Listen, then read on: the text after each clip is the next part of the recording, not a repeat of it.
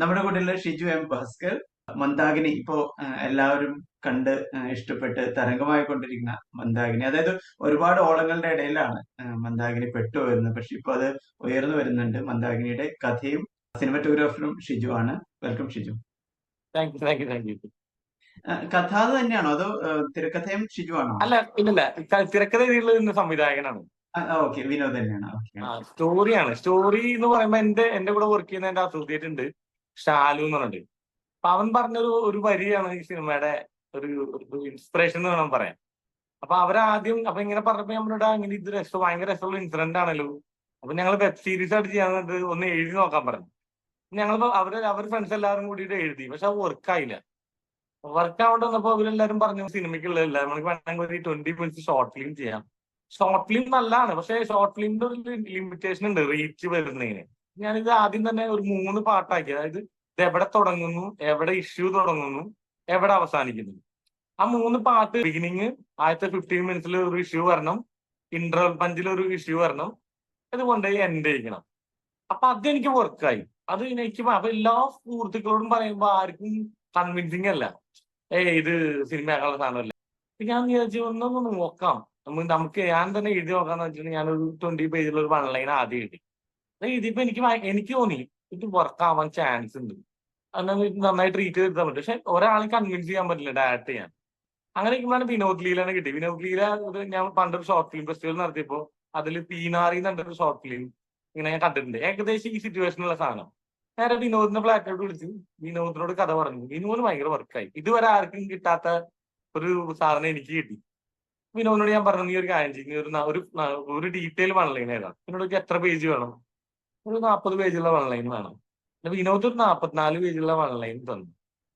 അവിടെ നിന്നാണ് പിന്നെ മന്ദാകിനി തുടങ്ങിയത്, ഉണ്ടായത്. അനിയ ഒരു കോക്ടെയിൽ റെഡി വെച്ചോ. വളരെ രസമുള്ള ഒരു പ്രോഗ്രഷൻ ആണ് ഇതിന്റെ തുടക്കം തുടങ്ങി പറഞ്ഞ കേട്ടിടത്തോളം. അതിനേക്കാൾ രസകരമായിട്ടുള്ള കാര്യങ്ങളാണ് ഇതിന്റെ കാസ്റ്റിംഗിലേക്ക് വന്നിട്ടുള്ളതെന്ന് തോന്നുന്നു. കാരണം ഇതിൽ നമ്മളെ രസിപ്പിക്കുന്ന ഇപ്പോ ക്യാരക്ടേഴ്സ്, ഇപ്പൊ വിനീത് ചെയ്തതാണെങ്കിലും മന്ദാകിനി അമ്മ വേഷം ചെയ്ത സരിത ഒരിക്കലും വിശ്വസിക്കാൻ പറ്റില്ല. അപ്പൊ പെട്ടെന്ന് രാഹുലിന്റെ പോസ്റ്റ് കണ്ടപ്പോൾ, രാഹുൽ മാഷിന്റെ പോസ്റ്റ് കണ്ടപ്പോഴാണ് സരിത ശരിക്കും അത്ഭുതപ്പെട്ടത്. കാരണം വെച്ചാൽ ഇതെങ്ങനെ ഈ ആളെ കണ്ടിട്ട് ഈ കഥാപാത്രം ചെയ്യാം, അല്ലെങ്കിൽ ആ ഒരു മേക്ക് ഓവറിലേക്ക് കൺസീവ് ചെയ്തെന്നുള്ള ഭയങ്കര അത്ഭുതമായി. അല്ല, ഞാൻ പറഞ്ഞു വരുന്ന വെച്ചിട്ടുണ്ടെങ്കിൽ ഇതിന്റെ കാസ്റ്റിംഗിന്റെ കാര്യം നമുക്കൊന്ന് ഡിസ്കസ് ചെയ്യാൻ തോന്നുന്നു. കാരണം സരിത ആണെങ്കിലും വിനീത് ആണെങ്കിലും ഓഫ്കോഴ്സ് ഇതിന്റെ മെയിൻ ലീഡ് ക്യാരക്ടേഴ്സ് ചെയ്തിട്ടുള്ള ആളുകൾ അതിഗംഭീരമായിട്ട് ചെയ്തിട്ടുണ്ട്. പക്ഷെ ഇത് സ്ട്രൈക്കിംഗ്, നമ്മൾ സിനിമ കണ്ടു പോന്നാലും നമ്മുടെ മനസ്സിൽ നിൽക്കുന്ന കുറെ സന്ദർഭങ്ങളും ഇതൊക്കെ ഉണ്ടല്ലോ. അപ്പൊ അതുകൊണ്ട് കാസ്റ്റിംഗിലേക്ക് എനിക്ക് തോന്നുന്നു അത് തന്നെ ഒരുവിധം കാര്യങ്ങൾ കവർ ചെയ്യണമെന്ന് തോന്നുന്നു. കാസ്റ്റിംഗിന്റെ കാര്യം പറയാം. മെയിനായിട്ട് നമുക്ക് കാസ്റ്റിംഗ് ഡയറക്ടർ ഉണ്ട്, പ്രതീഷ് ജേക്കബ് എന്നാണ് പേര്, നമ്മുടെ സുഹൃത്താണ്. ഞങ്ങൾ ആദ്യം തന്നെ തട്ടിലിന്റെ കാര്യം പറയാം. തട്ടിലിനെ പല സിനിമകളും കാണുമ്പോൾ നമ്മുടെ ഫ്രണ്ടാണ്, കുറെ വർഷമായിട്ട് അറിയാം.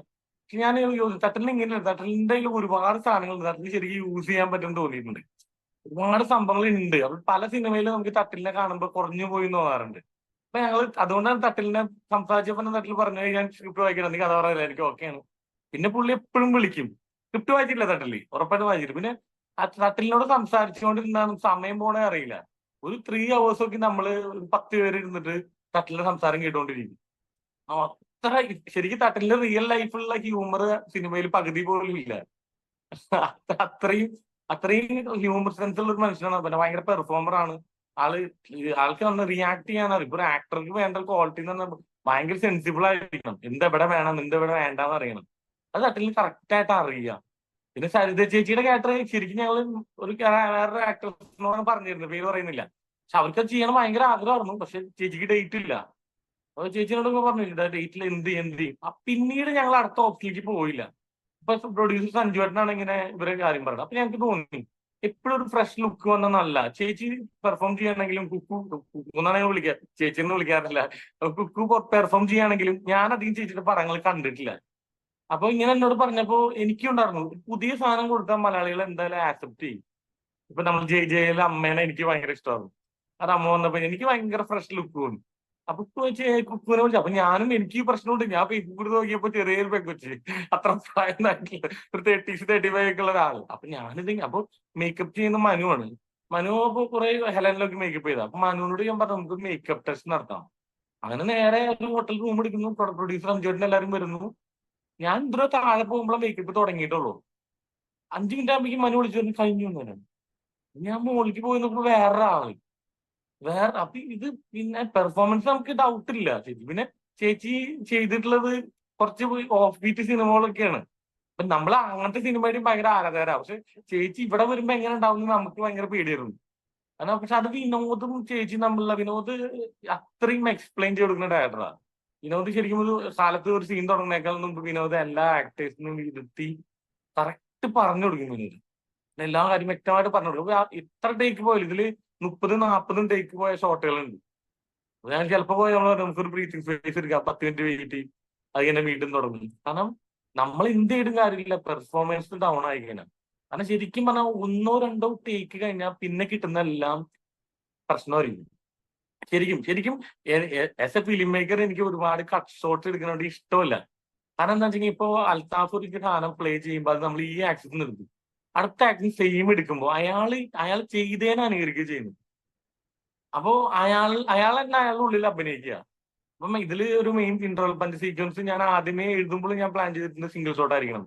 കാരണം ജാഫർക്ക വന്ന് ഇത്രയും പെർഫോമൻസ് നമ്മൾ കട്ട് ചെയ്തെടുക്കാൻ വേണ്ടി പോയി കഴിഞ്ഞാല് ഈ പലരും അതൊരു ഭയങ്കര എനിക്ക് ഒരുപാട് കട്ട്സ് എന്നുള്ളതുകൊണ്ട് എനിക്ക് അത്ര താല്പര്യമില്ലാത്ത ഒരാളാണ്. ചിലപ്പോൾ ആക്ഷൻ സിനിമയ്ക്ക് വേണ്ടി വരും. പക്ഷെ ഒരു ഹ്യൂമർ എന്ന് പറഞ്ഞാൽ നമ്മളിങ്ങനെ വെച്ചുകൊടുത്താൽ മതി. അവരാണ് പെർഫോം ചെയ്യേണ്ടത്. എപ്പോഴും വിചാരിച്ചാണെന്ന് വെച്ചാൽ 2-3 ടേക്കിനുള്ളിൽ കിട്ടിയാൽ അത് പൊളിയായിരിക്കും. പിന്നെ ഏറ്റവും കൂടുതൽ കംഫർട്ടബിൾ ആക്കുന്നതാണ് മെയിൻ കാര്യമായിട്ട് എനിക്ക് ഫീൽ ചെയ്തിട്ടുള്ളത്. അതാണ് കാസ്റ്റിംഗിന് സംഭവം. പിന്നെ അജയ് വാസുദേവ്, പിന്നെ ജിയോ ചേട്ടൻ, ഇവരെ ആരും ഇങ്ങനെ കണ്ടിട്ടില്ല. കാരണം ഇവരിപ്പോ ജിയോ ചേട്ടൻ വളരെ സീരിയസ് ആയിട്ടുള്ള മനുഷ്യനാണ് എല്ലാവരും വിചാരിച്ചിരിക്കുന്നത്. ജിയോ ചേട്ടൻ പറഞ്ഞാൽ ഒരു 10 വയസ്സുള്ള കൊച്ചിന്റെ പോലത്തെ ഒരു മനസ്സുള്ള ഒരാളാണ്. ജിയോ ചേട്ടനെ എപ്പോഴും റീച്ചാണ്. എപ്പോൾ വിളിച്ചാൽ അപ്പോഴത്തെ ഷിജു എന്താ പറയും. കാരണം ഇത്രയും തിരക്കുള്ള ഒരാള്, ഇത്രയും വലിയൊരു ഹിറ്റ് കൊടുത്തിരിക്കുന്ന ഒരാള്. അപ്പൊ പുള്ളിക്ക് വന്നിപ്പോ വൺ ഹ്യൂമർ സെൻസിലുള്ള ആൾക്കാരല്ല എല്ലാവരും. പിന്നെ അജയ് വാസുദേവൻ എന്ന് പറഞ്ഞാൽ എനിക്കറിയുന്ന അജയേട്ടൻ ഒരു കുട്ടി കോമഡി പറഞ്ഞ അവിടെ പൊട്ടിച്ചിരിക്കും. അത്ര അജയേട്ടന് ചിരി വന്നാൽ നമുക്ക് പേടിയാ. കാരണം എന്താ വെച്ചാൽ വേറെ ആരും ചിരിച്ചില്ലെങ്കിലും അജയേട്ടൻ ചിരിക്കും. 1 ക്ലാസ് നമ്മൾ ഒരുമിച്ച് സംഘനൃത്തം ചെയ്തിട്ടുണ്ട്. നമുക്കായിരുന്നു ഫസ്റ്റ്. സിനിക്ക് ഓർമ്മയില്ലേ? അപ്പൊ ഈ ഗുണ്ടപ്പടങ്ങൾ ചെയ്യുന്നത് ഗുണ്ടയായിട്ട് അഭിനയിക്കുന്നല്ലാണ്ട് വളരെ സാധാരണക്കാരായിട്ടുള്ള പാവങ്ങളായിട്ടുള്ള ആൾക്കാരാണ്. അപ്പൊ അജയേട്ടന് ഇതിൽ അഭിനയിക്കുന്ന എല്ലാവരും വിചാരിച്ചു അജയേട്ടൻ ഗുണ്ടായിരിക്കും, നെഗറ്റീവ് ആയിരിക്കും. എപ്പോഴും ആളുകൾ ഡിഫറെന്റ് ആയിട്ട് ഒരു സാധനം കൊടുത്താൽ ആളുകൾക്ക് അത് ഇഷ്ടപ്പെടും. അത് ഇപ്പൊ ഞങ്ങളിപ്പോ ഈ പടം അൽത്താഫ് ഇല്ലെങ്കിൽ നടക്കൂല. അൽത്താഫിന് വേണ്ടി നമ്മൾ ഓരോ ഡയലോഗ്സ് എഴുതിയിട്ടുള്ളത്. അപ്പൊ എനിക്ക് ഉറപ്പായിരുന്നു ഈ അൽത്താഫ് എന്ന ആളെ ആൾക്കാർക്ക് ഇഷ്ടമുണ്ട്. അയാളൊരു കംപ്ലീറ്റ് ലീഡായിട്ട് കാണാൻ ആൾക്കാർ ആഗ്രഹിക്കുന്നുണ്ട്. അതാണ് ഇതിന് കാസ്റ്റിങ്ങിനെ പറ്റി പറയാനുള്ളത്. അമ്പിളിക്ക് ഇഷ്ടായോ? എന്ത്? ഇവിടുത്തെ വീടും പരിസരവും നിഷ്കളങ്കരായ ഇവിടുത്തെ നാട്ടുകാരെയൊക്കെ.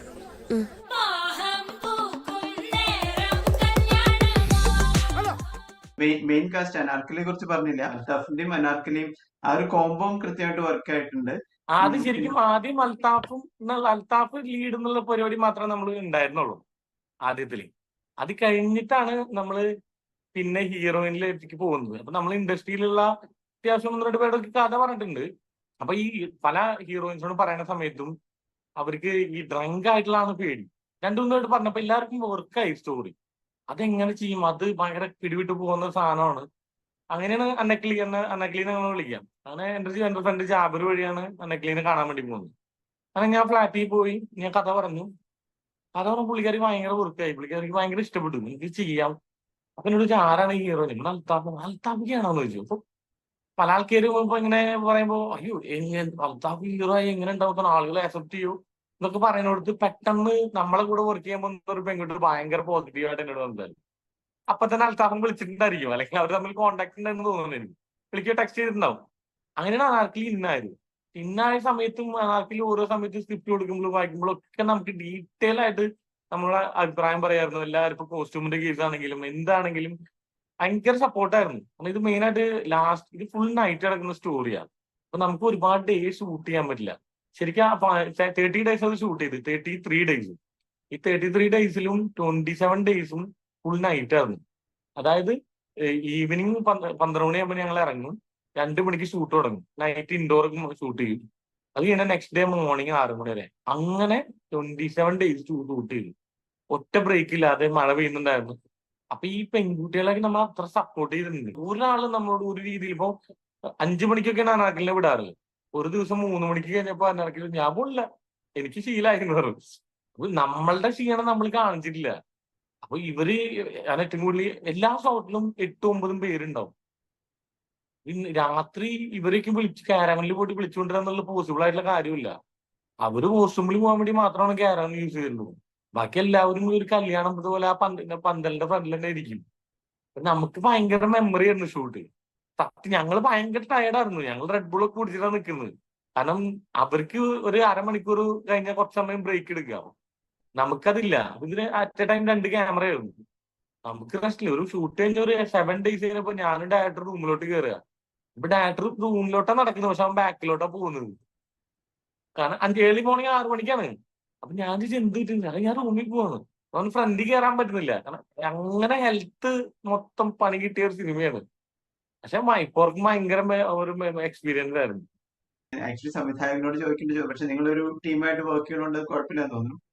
ഇതില് ഇത്രയും സംവിധായകരെ അതിൽ ഉൾപ്പെടുത്തിയിട്ടുണ്ട്. അതുപോലെ ജിയോജിയുടെ എനിക്ക് തോന്നുന്നു കുറച്ചും കൂടി ബിൽഡപ്പ് ചെയ്യായിരുന്നു എന്ന് തോന്നുന്നു അദ്ദേഹത്തിന്. കാര്യം ശരിയാണ്, നമുക്ക് ഏറ്റവും നന്നായി ചെയ്യുന്നത് അതിന്റെ ഒരു എന്താ പറയുക കിക്ക് ഉണ്ട്. എന്നാലും നമുക്ക് അദ്ദേഹത്തിന് കുറച്ചും കൂടിയൊക്കെ ചെയ്യായിരുന്നു എന്ന് പിന്നെ തോന്നിയിട്ടുണ്ടായിരുന്നു അത് കാണുമ്പോൾ. അത് ശരിക്കും പറഞ്ഞാൽ പടം കണ്ടപ്പോ ഞങ്ങൾക്കും തോന്നി, സിനിമ കണ്ടപ്പോ ഞങ്ങൾക്കും തോന്നിയ കാര്യമാണത്. ഞങ്ങൾ ഇതില് ജിയോ ചേട്ടൻ ഞങ്ങൾക്ക് അവിടെ തീർന്നപ്പോ പലവരും എന്നോട് ചോദിച്ചു, അയ്യോ പുള്ളി കുറച്ചുകൂടി ഉണ്ടായിട്ടെങ്കിൽ നന്നായിരുന്നു ആ ട്രാക്ക്. അപ്പൊ നമ്മൾ എപ്പോഴും ഈ മന്ദാകിനി എന്നുള്ള ഞങ്ങൾ ഈ സ്ക്രിപ്റ്റ് ചെയ്യുന്ന സമയത്ത് തന്നെ ഇത് ഭയങ്കര റിയലിസ്റ്റിക് സിനിമയൊന്നും അല്ല. പക്ഷെ എന്നാൽ പോലും ആർക്കെങ്കിലും എവിടെയെങ്കിലും കണക്ട് ചെയ്യാൻ പറ്റുന്ന തോന്നി. കാരണം എന്താ വെച്ചാൽ ഈ ഇതിപ്പോ ഏകദേശം 2.25 പെഗ് ഒരു പെണ്ണ് ജ്യൂസിൽ ഒഴിച്ചിട്ട് കഴിക്കുകയാണ് ചെയ്യുന്നത്. അപ്പൊ ഒരിക്കലും സമ്മതിക്കില്ല. കാരണം ഇപ്പൊ എന്റെ വീട്ടില് ഇപ്പൊ എന്റെ അമ്മയാ ഏട്ടത്തി അവരൊന്നും കള്ളു കുടിക്കില്ല. എന്റെ വീട്ടിലെ വെച്ചാൽ അവർ ഒരു സിപ്പ് അടിച്ചു കഴിഞ്ഞാല് അവരത് സ്റ്റോപ്പ് ചെയ്യും. അവര് ഇതെന്താ വേറെ സാധനം കഴിക്കും. അപ്പൊ അങ്ങനെയാണ് ഞങ്ങൾ ഉദ്ദേശിച്ചത്. ഏറ്റവും ലൈറ്റ് ആയിട്ട് ഇവിടെ ഏതാണ് മദ്യം കിട്ടുക എന്നുള്ളത്. വോഡ്കയൊക്കെ ആണെങ്കിലും ബെക്കാഡിയൊക്കെ ആണെങ്കിലും നമുക്ക് അറിയാൻ പറ്റും 2.25 പെഗ്ഗൊക്കെ. ഞങ്ങൾ ആദ്യം തീരുമാനിച്ചത് ഒഴിക്കുന്ന ഗ്ലാസ് വലുതാവണം. പിന്നെ ഒട്ടും എന്താ പറയുക, കഴിക്കുമ്പോൾ വളരെ വെള്ളം പോലെ പാല് പോലെയുള്ള ഒരു കള്ള് വേണം. അങ്ങനെ കുറെ സെർച്ച് ചെയ്തിട്ടാണ് ഈ മന്ദാകിനി കിട്ടിയത്. ഈ മന്ദാകിനി കിട്ടിയിട്ട് ഞങ്ങൾ ഒരു ബോട്ടിൽ വാങ്ങിച്ചു. ഏതോ ഫ്രണ്ട് വരുമ്പോൾ കൊണ്ടുവന്നാണ്. ഞങ്ങൾ 2 പെഗ് വെച്ചിട്ട് അതിൽ ഇളനീർ വെച്ച് അടിച്ചപ്പോൾ അറിയണില്ല ഈ സാധനം. അതായത് വളരെ ലൈറ്റ് ആയിട്ട് പോണ സാധനം. അങ്ങനെ അപ്പോഴാണ് അതിന്റെ ഓണറെ വിളിക്കുന്നു. അതായത് ഇത് നമ്മൾ പെർമിഷൻ എടുക്കണം, നാളെ അവർ കൊണ്ടുപോയി കേസ് കൊടുത്ത പണി കിട്ടും. അങ്ങനെ ഓണർ ഇവിടെ മലയാളിയെന്നറിയാം, പുള്ളിനെ കോൺടാക്ട് ചെയ്യാൻ ഗൂഗിളിൽ നമ്പർ എടുത്ത് പുള്ളി ഒരു രീതിയിൽ റെസ്പോണ്ട് ചെയ്യില്ല, കാനഡയിലാണ്. അവസാനം ഞാൻ എല്ലാം പറഞ്ഞ് ഡീറ്റെയിൽ ആയിട്ട് പറഞ്ഞ ഒരു മെസ്സേജും ഒരു വോയിസ് മെസ്സേജ് അയച്ചു. പുള്ളിക്കാരൻ ഇങ്ങോട്ട് വിളിച്ചു, എന്താ കഥ എന്ന് ചോദിച്ചു, എന്താ സംഭവം എന്ന് ചോദിച്ചു. പിന്നെ പുള്ളി ഭയങ്കര സപ്പോർട്ടായിരുന്നു നമുക്ക്. ഇപ്പോഴും ഇപ്പൊ എന്റെ നല്ല സുഹൃത്താണ് പുള്ളി. അപ്പൊ നമ്മൾ ചെയ്യുമ്പോൾ തന്നെ ആദ്യം വിചാരിച്ചു ഇത് ഇവിടെ കുടിക്കാൻ പറ്റില്ല എന്ന് ഒരിക്കലും തോന്നരുത്. അത്രയും ലൈറ്റ് ആയിട്ടുള്ള സാധനമാണ് അപ്പൊ എന്നോട് അനാർക്കലി ചോദിച്ചു, ഇത് ശരിക്കുള്ള സംഭവം തന്നെയാണോ, ഇത് അങ്ങനെയാണോ? ഞാൻ പറഞ്ഞു സാധനം കിട്ടുമെന്ന് വാങ്ങിച്ചു നോക്കി, ഇതിനിപ്പോ പറ്റില്ലല്ലോ. അപ്പൊ അങ്ങനെ അപ്പൊ ഇത് എഴുതി വന്ന സമയത്ത് തന്നെ നമ്മൾ ഇന്ന ആൾക്കാർക്ക് ഇത്ര സ്പേസ് എന്നുള്ള സംഭവം ഉണ്ടായിരുന്നു. പക്ഷെ ഇവർ പെർഫോം ചെയ്ത് കണ്ടപ്പോ നമുക്ക് ഇത് കുറച്ചുകൂടി വേണമെന്ന് തോന്നി. അത് ഇപ്പൊ അതില് ഇപ്പൊ എന്റെ ഫേവറേറ്റ് കേട്ടിട്ടുണ്ടെങ്കിൽ ജിയോ ചേട്ടൻ, രശ്മി അനിൽ ചേച്ചി. രശ്മി ചേച്ചി ശരിക്കും പറഞ്ഞാൽ ആ ജീപ്പിൽ വേണമെന്ന് ഞങ്ങൾക്ക് ഉണ്ടായിരുന്നു. കാരണം ആ ജീപ്പിൽ രശ്മി ചേച്ചി കൂടി ഉണ്ടെങ്കിൽ ഒരു ജസ്റ്റ് ഓപ്പോസിറ്റുള്ള ഒരാളുണ്ടെങ്കിൽ ഭയങ്കര രസമായിരുന്നു. പക്ഷെ ചേച്ചി വന്ന് ബിസി. ചേച്ചിനോട് ഞങ്ങൾ പറഞ്ഞ 4 ദിവസത്തെ ഡേറ്റാ, ചേച്ചി 7 days ഡേറ്റ് തന്നു. അതിലും മോളിക്ക് നമുക്ക് അത് പറ്റില്ല. ഈ പറഞ്ഞ പോലെ പ്രശ്നങ്ങളൊക്കെ പരിഹരിച്ച ഒരു സിനിമ അടുത്ത സിനിമ ചെയ്യാൻ പറ്റി വിശ്വസിക്കാം. അത് കാണുമ്പോൾ ഉണ്ടാവും വേറെ കുറെ പ്രശ്നങ്ങള്. ഇതിന്റെ മെയിൻ ആയിട്ട് പിന്നെ ഇതിന്റെ ലൊക്കേഷൻ ഉണ്ട്. ഞങ്ങൾ ആദ്യം ഈ ലൊക്കേഷൻ നമ്മുടെ മനസ്സിലില്ലായിരുന്നു. അപ്പൊ വിനോദ് ഈ കഥ പറഞ്ഞു, അങ്കമാലി ബാക്ക്ഡ്രോപ്പ്, കാരണം വിനോദിന് അറിയാവുന്ന ബാക്ക്ഡ്രോപ്പ് ചെയ്യാൻ തോന്നുന്നു. അപ്പോഴാണ് വിനോദ് എന്നോട് പറയുന്നത് ഇങ്ങനെ ഒരു ലൊക്കേഷൻ ഉണ്ട്, അതായത് ഈ ഹൈദിന്റെ റൺവേയുടെ തൊട്ടപ്പുറത്ത് കുറെ വീടുകളുണ്ട്, നമുക്കൊന്ന് പോയി നോക്കിയാലോ എന്ന്. അങ്ങനെ റൺവേയുടെ അപ്പുറത്തെ സൈഡ് മൊത്തം കവറായി. അവിടെ ഒന്നും വീടുമില്ല, ഇങ്ങനെ ഒരു ബാൽക്കണി ഇല്ല. അങ്ങനെ ഞങ്ങൾ ആ വഴിക്ക് നോക്കി, ഈ ഒരു വീട് മാത്രമല്ല, നമുക്ക് വേണ്ടി തന്ന പോലത്തെ ഒരു വീടായിരുന്നു. അതേപോലത്തെ ഒരു വീട് വേറെ ഇല്ല. ആ വീട് ഒരു ഡെഡ് എൻഡ് ആണ്. പിന്നെ യൂണിറ്റ് കൊണ്ടാണ് ബുദ്ധിമുട്ടുണ്ടായിരുന്നു. നേരെ പോയി ലൊക്കേഷൻ കണ്ടു. ആ വീട്ടിലുള്ള ആളുകൾ മാറി തരാതെ നമുക്ക് ഷൂട്ട് ചെയ്യാൻ പറ്റില്ല. അപ്പൊ സ്വന്തം വീട് എന്റെ വീട്ടിലൊക്കെ വന്നാൽ പോയി പടയൊക്കെ ഞാൻ പറയും. ജോസഫ് എന്നാണ് അവരുടെ പേര്, ആളുടെ പേര്. ആള് മോളും ഉണ്ട് മോനും ഉണ്ട്. അവരുടെ നമ്മളെ കാര്യം പറഞ്ഞു, അവർ ഓക്കെ. അപ്പൊ ഞാൻ പറഞ്ഞു, ചേട്ടാ ഇത് ഇങ്ങനെ ഷൂട്ട് ചെയ്യുമ്പോൾ ഒരു 30 ദിവസം നിങ്ങൾ മാറി തരേണ്ടി വരും, അപ്പൊ നിങ്ങൾ ഹോട്ടൽ സ്റ്റേ തരാം. ഇല്ല കുഴപ്പമില്ല, അവർ തറവാട്ടിലോട്ട് മാറിക്കോളാം പറഞ്ഞു. പിന്നെ ആ നാട്ടുകാരും വീട്ടുകാരും തമ്മിൽ സപ്പോർട്ട് ഉണ്ട്. ആ ഒരു ഞാൻ ഷൂട്ട് ചെയ്യുമ്പോൾ പ്രൊഡക്ഷനോട് പറഞ്ഞിരുന്നു ഇത് ജനുവരി 5-ാം തീയതി ഷൂട്ട് ചെയ്യും. എനിക്ക് 1-ാം തീയതി പന്തല് ലൈറ്റ് ആ പാത്രങ്ങൾ മാറ്റ് അടക്കം എനിക്ക് വേണം. കാരണം എന്താ വെച്ചാൽ ഇല്ലാതെ നമുക്കിത് ഇത്രയും എല്ലാ ദിവസവും 20 ആർട്ടിസ്റ്റ് ഉണ്ട്. അപ്പൊ നമുക്ക് അല്ലെങ്കിൽ അത്രയും ടൈം പോകും, അത്രയും സമയം പോകും. ഇനി ജിയോ ചേട്ടനാണെങ്കിലും ആൽജോ സാറാണെങ്കിലും എല്ലാം തിരക്കുള്ള ആൾക്കാരാ. ഇവരെ കൂടുതൽ നിർത്തിയിട്ട് വേറെ ആൾക്കാണ് എടുക്കാൻ പറ്റില്ല.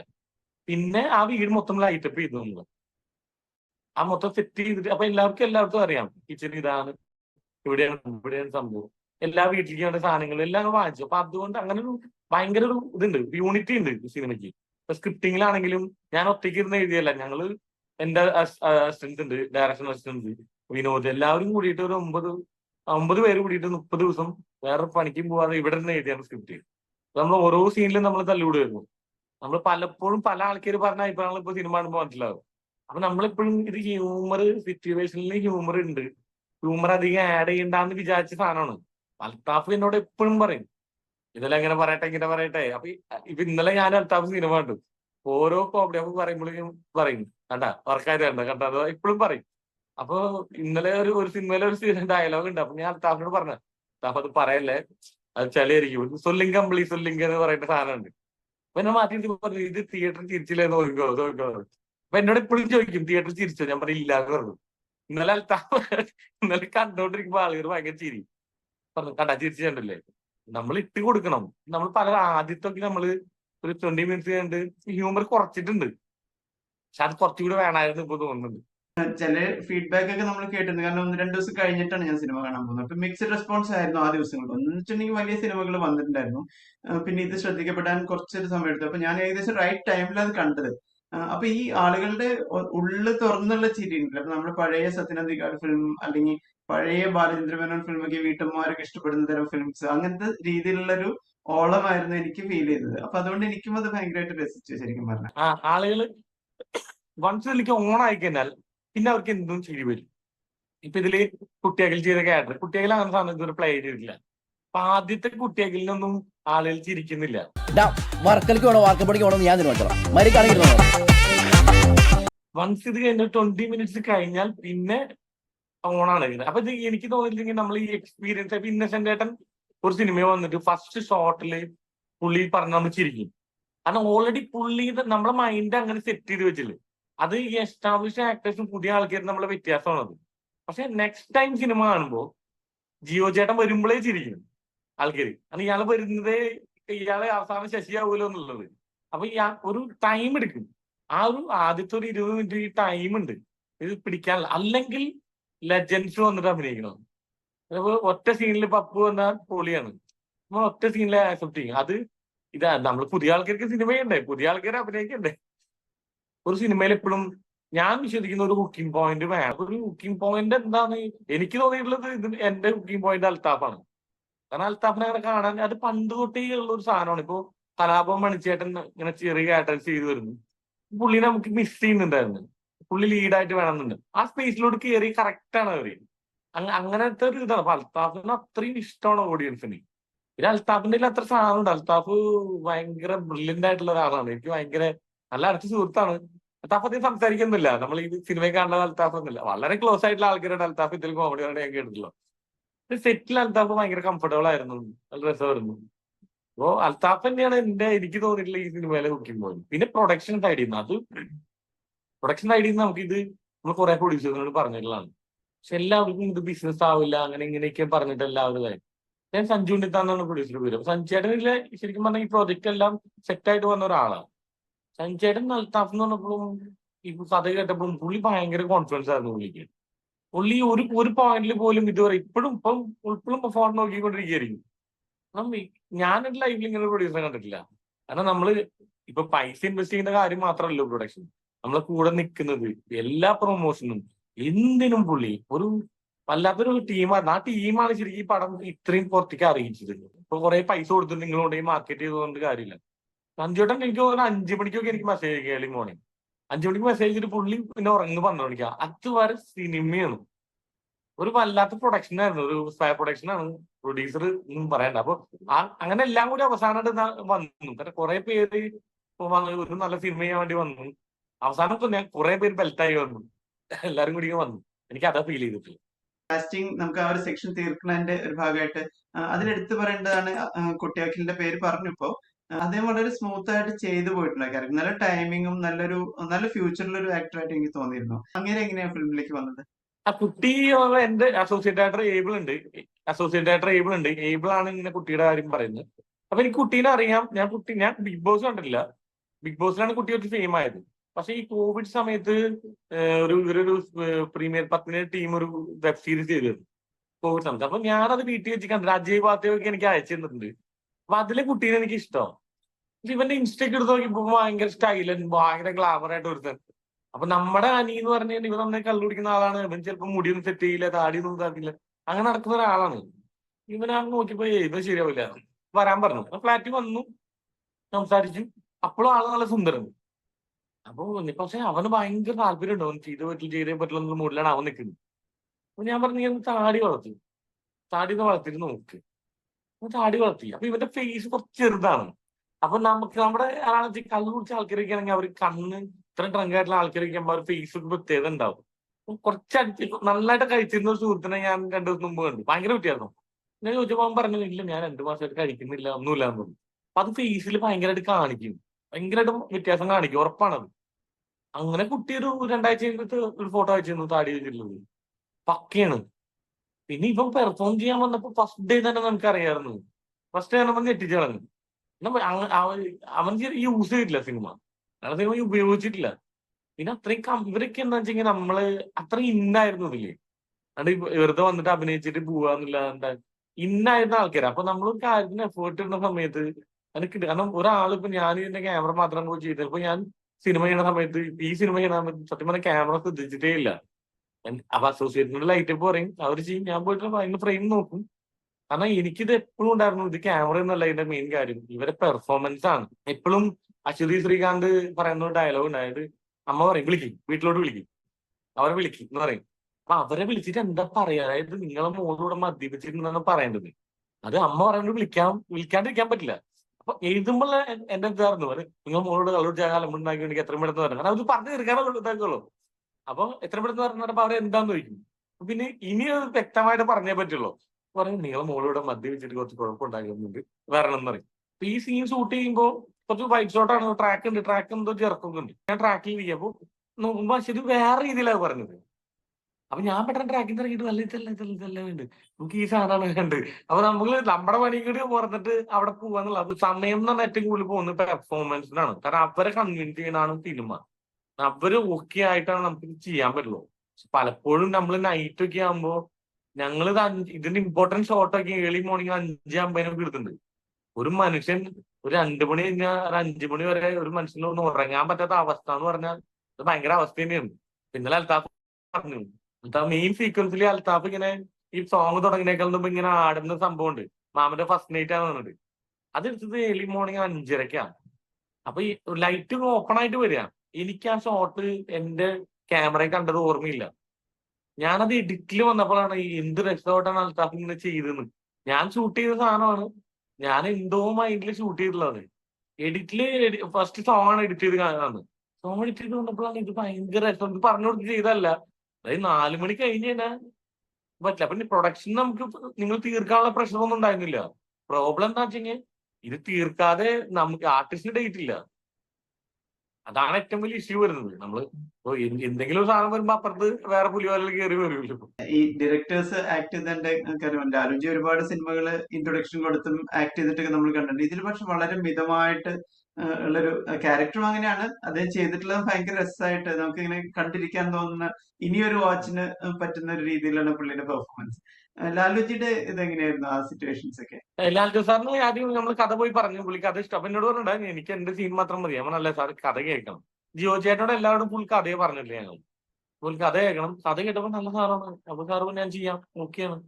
അപ്പോ ഒരുപാട് പെർഫോം ചെയ്യാനുണ്ടോ, നമ്മൾ സാറ് നന്നായി പെർഫോം ചെയ്യില്ലേ, അതല്ല എന്നാലും സാറ് നന്നായി പെർഫോം ചെയ്യും. പിന്നെ ഇതാണ് സീക്വൻസ്. ഇപ്പൊ കഥ പറഞ്ഞ സാറ് പറഞ്ഞത് എന്റെ ലൈഫായിട്ട് കുറച്ച് കണക്ഷൻ ആണ്. കാരണം എനിക്ക് പെൺകുട്ടികളാണ്, എന്റെ വീട്ടിൽ ഞാൻ മക്കളെ കുറച്ച് സപ്പോർട്ട് ചെയ്ത് നടക്കുന്ന ആളാണ്. അപ്പൊ ഇത് ഞാനിപ്പോ എന്റെ വീട്ടിൽ കണ്ടിട്ടുള്ള സംഭവമാണ്. അതായത് എന്റെ അച്ഛന്റെ അനിയനൊക്കെയും 2 പെൺകുട്ടികളാണ്. അപ്പൊ അവിടെ മേമയാണ് ഇച്ചിരി വയലന്റ്, പാപ്പം കുറച്ച് ഇതാ. അത് എപ്പോഴും അച്ഛന്മാരെങ്ങനെ. അപ്പൊ ഒരാള് ടെററായിരിക്കണം, ഇല്ലെങ്കിൽ പിള്ളേരെ വഴിക്ക് പോകും. അപ്പൊ അതേ സാധനം അവിടെ സാറിന് കൊടുത്തിട്ടില്ല. കാരണം കുറച്ച് സപ്പോർട്ട് ചെയ്യും. ഇപ്പൊ എന്റെ ഇതിലാണെങ്കിലും ഇപ്പൊ മോളോട് നമുക്ക് ഉണ്ടാവുന്ന ഒരു ഭയങ്കര അടുപ്പമുണ്ട്. അപ്പൊ ഈ പെൺകുട്ടി ഇത്രയും വലിയ മിസ്റ്റേക്ക് ചെയ്ത സമയത്ത് പോലും ഇയാളൊന്നും പറയുന്നില്ല. സാറ് നമ്മൾ പറയുന്ന സമയത്ത് അതിന് നേരത്തെ അവിടെ വന്നിരിക്കാറുണ്ട്. അപ്പൊ ഞങ്ങൾ ആദ്യമേ ഇത്രയും വലിയ ഡയറക്ടേഴ്സ് ആണ് അല്ലെങ്കിൽ ഇവരാണെന്നുള്ളത് നമ്മൾ വിട്ടു. കാരണം അത് ഉണ്ടെങ്കിൽ ഞങ്ങൾക്ക് ഷൂട്ട് ചെയ്യാൻ പറ്റില്ല. അതെന്ന് വെച്ചെങ്കിൽ വിനോദിന് ഷോട്ട് പറയാനോ എനിക്കിത് പറഞ്ഞു കൊടുക്കാനോ പറ്റില്ല. അപ്പോ ഈ റെസ്പെക്ട് നമ്മുടെ ഉള്ളിലാണ് വേണ്ടത്. അവിടെ കൊണ്ടുപോയി കാണിച്ച് ബോറാക്കി അവർക്കും അത് അലമ്പായി പോകും. കാരണം അവരും എല്ലാം അവരുടെ മനസ്സിലും ഉണ്ടാവും ചെറിയ ടെൻഷൻ. നമുക്ക് നന്നായിട്ട് അറിയാം. അപ്പൊ അജയേട്ടൻ എന്നോട് തലേദിവസം ഷൂട്ട് പറഞ്ഞിട്ട് നീ തെറിയൊന്നും പറയരുത് കേട്ടോ. ഞാൻ ചിലപ്പോ അപ്പൊ എനിക്ക് ടെൻഷനായി പോയി. കാരണം എന്താ വെച്ചെങ്കിൽ അജയേട്ടൻ ഇത്രയും പടം ഡയറക്ടർ മമ്മൂട്ടീനെ വെച്ച് 3 പടമൊക്കെ ചെയ്തുള്ള ആൾ ഇങ്ങനെ പറയുമ്പോ ഫസ്റ്റ് ഡേ വന്നപ്പോ തന്നെ ആദ്യത്തെ ഷോട്ടിൽ തന്നെ അജയേട്ടൻ സെറ്റാ. അപ്പൊ ഭയങ്കര കോൺഫിഡൻസ്. നമ്മൾ സുഹൃത്തായിട്ടാണ് നമ്മൾ കാണുന്നത്. അയാൾ ഇങ്ങനെ പെർഫോം അതേപോലെ തന്നെ ലാൽജു സാർ ഉണ്ടായിരുന്നു. കാരണം ഞങ്ങൾ ശരിക്കും സാറിനെ ബുദ്ധിമുട്ടിച്ചിട്ടുണ്ട്. കാരണം ഈ ഏർലി മോർണിംഗ് വരെയൊക്കെ ഇരുത്തുക. അപ്പൊ സാറൊന്നും നേരത്തെ പോകണമെന്നോ അങ്ങനെ ഒന്നും പറഞ്ഞിട്ടില്ല. അവര് രണ്ടാമത്തെ ദിവസം ഇവരെല്ലാരും പടത്തിൽ ഇന്നായി. സെക്കൻഡ് ഡേ ഇവര് നമ്മുടെ സിനിമയിൽ ഇന്നായി. അപ്പൊ അത് എന്നോട് അജയേട്ടൻ പറഞ്ഞത് ഒരു സിനിമയിൽ പോയി കഴിഞ്ഞാല് ഒരു 2-3 ഡേയ്സിനുള്ളിൽ അറിയാൻ പറ്റും ഇതെന്താ. അത് ഡയറക്ടർ പവർ തന്നെയാണ്. അവൻ ആദ്യമായിട്ട് ഡയറക്ട് ചെയ്യുന്നത്. പക്ഷെ അത് ഇന്നായതോടുകൂടി പിന്നെ എല്ലാവരും നമ്മുടെ സപ്പോർട്ട്. കാരണം ആദ്യത്തെ 2-3 ഡേയ്സ് ഞങ്ങൾ കുറച്ച് ലൈറ്റ് വർക്കാണ് വെച്ചത്. ഈ ആക്ടേഴ്സിന്റെ ഭാഗത്തു നിന്നുള്ള സപ്പോർട്ട് ഭയങ്കരമായിരുന്നു. കാരണം ഇപ്പൊ പെൺകുട്ടികളാണെങ്കിലാണ് പ്രത്യേകം എടുത്ത് പറയേണ്ടത്. കാരണം എന്ന് വെച്ചാൽ അവർക്കും ഈ സാരിയൊക്കെ എടുത്തിട്ട് ഇങ്ങനെ നിൽക്കുക എന്ന് പറയുമ്പോൾ നമുക്ക് ഷോർട്സ് ഇടാം, എല്ലാം ഇടാം. അന്നാർക്കിലേക്കും എത്ര 20 ദിവസമൊക്കെ ഒരു സാരി എടുത്തിട്ടുള്ളത്. ബാക്കിയുള്ള പെൺകുട്ടികൾ, ബാക്കിയുള്ള ആക്ടേഴ്സ്, ഹരിത ചേച്ചി. അപ്പൊ നമുക്ക് ഇത് കാലത്ത് തൊട്ടിട്ട് ഉച്ച തൊട്ടിട്ട് ഇരിക്കണാണ്. ലാൽജോ സാറിന്റെ കാര്യം പറയാനതാണ്. സാറ് ഞാൻ പറഞ്ഞില്ല, ഇവരൊക്കെ ഭയങ്കര സിമ്പിൾ ആയിട്ടുള്ള ആൾക്കാരാണ്. നമ്മൾ ഈ ഡയറക്ടേഴ്സ് ഇവർ കാണുന്നു. ഇപ്പൊ ഇന്റർവ്യൂലൊക്കെ ചിലപ്പോൾ കുറച്ച് ഫോർമൽ ആവുന്നതായിരിക്കും. വർക്ക് ചെയ്യാൻ ഇവരൊക്കെ ഇപ്പൊ ജൂഡിനെ എനിക്ക് പരിചയമില്ല. ജൂഡ് ആകെ അഭിനയിക്കാൻ വന്നു 7 hours കൊണ്ടാണ് ജൂഡിന്റെ സീക്വൻസ് ഷൂട്ട് ചെയ്തത്. അത് രാത്രി തുടങ്ങിയിട്ട് ഏർലി മോർണിംഗ് തീർത്തു. 7.5 മിനിറ്റിനായിരുന്നു ഷൂട്ട് ചെയ്തത്. അപ്പൊ ഞാൻ പിറ്റേ ദിവസം ഞാൻ അസോസിയേറ്റോട് പറഞ്ഞു, നീ എന്നെ കൊണ്ട് ഷൂട്ട് ചെയ്ത് 7.5 മിനിറ്റ് ആണ്. കാരണം ഇത് ഞാൻ സീരിയൽ എന്നുള്ളത് അപ്പൊ ആ സീന് 7.5 മിനിറ്റ് ആണുള്ളത്. അപ്പൊ അത് കട്ട് ചെയ്ത് പിന്നെ കുറച്ച് കൊണ്ടുവന്നാ. അപ്പൊ ജൂഡൊക്കെ വന്നിട്ട് 2018 കണ്ടിട്ട് വന്നിട്ടുള്ള ആൾക്കാരാണ്. ജൂഡൊക്കെ വന്നിട്ട് ഭയങ്കര കൂളാ. നമ്മളെന്ത് പറയുന്നു, നമുക്ക് എന്ത് വേണോ അതൊരു ഭയങ്കര സപ്പോർട്ടായിരുന്നു. അത് പറയുമ്പോഴേ നമ്മള് ഇപ്പൊ അടുത്ത കാലത്ത് പ്രവീണിന്റെ ഒരു ആർട്ടിക്കിള്, ഒരു റൈറ്റപ്പ് വന്നിട്ട് പിന്നെ അഞ്ജലി മേനോൻ പറഞ്ഞ സിനിമയിലെ സ്ത്രീ കഥാപാത്രങ്ങളുടെ പ്രാതിനിധ്യത്തിനെ കുറിച്ചൊക്കെ അതിന്റെ തൊട്ടു പുറകെ തന്നെ മറുപടിയായിട്ട് ഇതാ പിടിച്ചോളൂ എന്ന് പറയുന്ന മന്ദാകിനിയായിട്ട് വന്നു. അപ്പൊ ഈ ഒരു സംഭവം ഇതിനൊരു ഒരു സ്ത്രീ എന്താ പറയാ ഒരു പ്രാതിനിധ്യം അല്ലെങ്കിൽ ഒരു സ്ത്രീകള് മുന്നിട്ട് ഇറങ്ങണം അല്ലെങ്കിൽ അത്തരം ഒരു കാര്യം ഇതിന്റെ സ്ക്രിപ്റ്റ് വർക്ക് ചെയ്യുന്ന സമയത്ത് നല്ല ആലോചനയിൽ ഉണ്ടായിരുന്നോ? കൊടുക്കണം, നല്ല ചെവി കുറ്റി നോക്കി കൊടുക്കണം. ഇല്ല, അങ്ങനെ ഉണ്ടായിരുന്നില്ല. നമ്മള് സ്ത്രീപക്ഷ സിനിമ നല്ലത് ഞങ്ങൾ അങ്ങനെ ഒരിക്കലും പറയുന്നില്ല. നമ്മളിത് സ്ക്രിപ്റ്റ് ചെയ്ത് വന്നപ്പോ ഇതൊരു ഞാൻ പറഞ്ഞില്ല, ഒരു കണ്ടന്റ് വളരെ ചെറുതാണ്, നമുക്ക് നന്നായിട്ട് അറിയാം. പിന്നെ ഇതിലത്തെ സ്ത്രീപക്ഷം എന്ന് പറയുമ്പോൾ നമ്മളെ വീട്ടിൽ കണ്ടിട്ടുള്ള ആൾക്ക്. ഇപ്പൊ എന്റെ അച്ഛൻ ദേശീയക്കാരനാണ്. പക്ഷെ അമ്മയുടെ മുമ്പിൽ ആള് ഭയങ്കര സൈലന്റ് ആണ്. അതെന്താ വെച്ച് കഴിഞ്ഞാൽ അധികം അച്ഛൻ അങ്ങനെ അമ്മനെ വഴക്ക് പറയുന്നത് ഞാൻ കണ്ടിട്ടില്ല. കാരണം എന്താ വെച്ച് കഴിഞ്ഞാൽ അത് അവർക്ക് കൊടുക്കുന്ന റെസ്പെക്ട് ആണ്. പിന്നെ നമ്മൾ ഉണ്ണിയലിന്റെ ക്യാരക്ടർ ഡിസൈൻ ചെയ്യുമ്പോൾ ഇയാൾ കൊണ്ടുവരണം, ഇയാൾ എല്ലാവരും അടിച്ച് ഇയാള് റൂമിലോട്ട് വന്ന് കയറുമ്പോൾ മദ്യപിച്ചുള്ളപ്പോ ഇയാൾ പേടിച്ച് പോവുക ചെയ്യുന്നു. അത് അയാൾക്ക് സ്നേഹമുള്ളതുകൊണ്ടാ. അപ്പൊ അമ്മേനോടാണെങ്കിലും വൈഫിനോടാണെങ്കിലും പറയുന്നത് ഞാൻ കണ്ടിട്ടുണ്ട് അങ്ങനെ കുറെ ആൾക്കാരെ. കാരണം അവർക്ക് ഭയങ്കര ഭയങ്കര ടെററായിട്ടുള്ള ആള് ഇങ്ങനെ ചെറിയ ആളും പെൺമക്കളോടൊക്കെ ഉണ്ടല്ലോ ക്യൂട്ടായിട്ട് സംസാരിക്കുന്ന ഞാൻ കേട്ടിട്ടുണ്ട്. വൈഫിനോട് സംസാരിക്കുന്ന കേട്ടിട്ടുണ്ട്. അത് പേടിയല്ലാതെ അതൊരു റെസ്പെക്റ്റാ. അപ്പൊ ആ വീട്ടിൽ ഇപ്പൊ ആ പെണ്ണുങ്ങൾക്കുള്ള പവർ അത്ര തന്നെയാണ്. പിന്നെ ഈ രാജലക്ഷ്മി എന്നുള്ള ആള് ഒറ്റയ്ക്ക് സർവൈവ് ചെയ്ത് വന്ന സ്ത്രീയാണ്. പക്ഷെ അവർക്ക് അറിവ് കുടിക്കാൻ അവർ ജോയിൻ ചെയ്യുന്നുണ്ട്. അവരൊരു സിറ്റുവേഷൻ വരുമ്പോഴാണ് അവർ കയറുന്നത്. അതുവരെ ഈ മരുമോള് പറയുന്നത് അവരെ ഫുള്ള് സപ്പോർട്ട് ചെയ്യുന്നുണ്ട് അവര്. അതിലിപ്പോ അനാർക്കലി ക്ലൈമാക്സിൽ വന്ന് ജീപ്പി കയറുമ്പോ 5:45 അപ്പൊ അനാർക്കലി ഇങ്ങനെ ഉറക്കം വന്നിരിക്കുക. അപ്പൊ ഞാൻ പറഞ്ഞ അനാർക്കലി എന്താ ചെയ്യാൻ പോന്നു, എന്ത് ചെയ്യാം? ഞാൻ അനാർക്കലി ഒരു ബാക്ക് സ്റ്റോറി എന്ന് ആലോചിക്കും. നമ്മളൊരു വീട്ടിൽ വന്നിട്ട് അറിയാണ്ട് അങ്ങനെ കള്ളു കുടിച്ചു, ഒരാളോട് പ്രണയം ഉണ്ടെന്ന് പറഞ്ഞു. എന്നിട്ട് ഈ വീട്ടുകാരി അവിടെ വന്നിട്ട് ഒരു വാക്ക് പോലും നമ്മളെ വഴക്ക് പറഞ്ഞിട്ടില്ല. അവനെ അടിച്ചിട്ട് പോവാ. അപ്പൊ നമ്മൾ അത്രയും സെക്യൂർ ആയിട്ടുള്ള ഒരു ഫാമിലിക്കാ പോവാൻ പോണത്. ആ എക്സ്പ്രഷൻ പറഞ്ഞ അപ്പൊ നിങ്ങളൊന്ന് കാണിച്ചു തന്നു. ഞാൻ കാണിക്കണേ ഞാൻ വന്ന ബ്രേക്കിൽ എനിക്കറിയില്ല എന്ന് പറഞ്ഞു.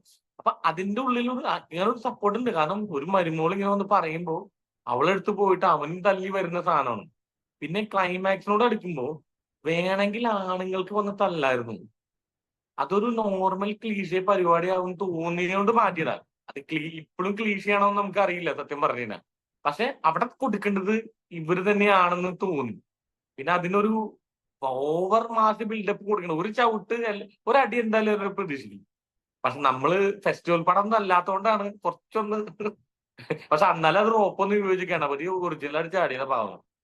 ഒരു താഴെ ഒരു ബെഡ് ഉണ്ടായിരുന്നു. ഒരു ബെഡിൽ നിന്ന് അവനൊരു 7 ഫീറ്റ് ഡിസ്റ്റൻസിന് ബാക്കിലോട്ട് ചാടിയതാ. റോപ്പില്ല, സേഫ്റ്റി ഇല്ല, ഒന്നുമില്ല.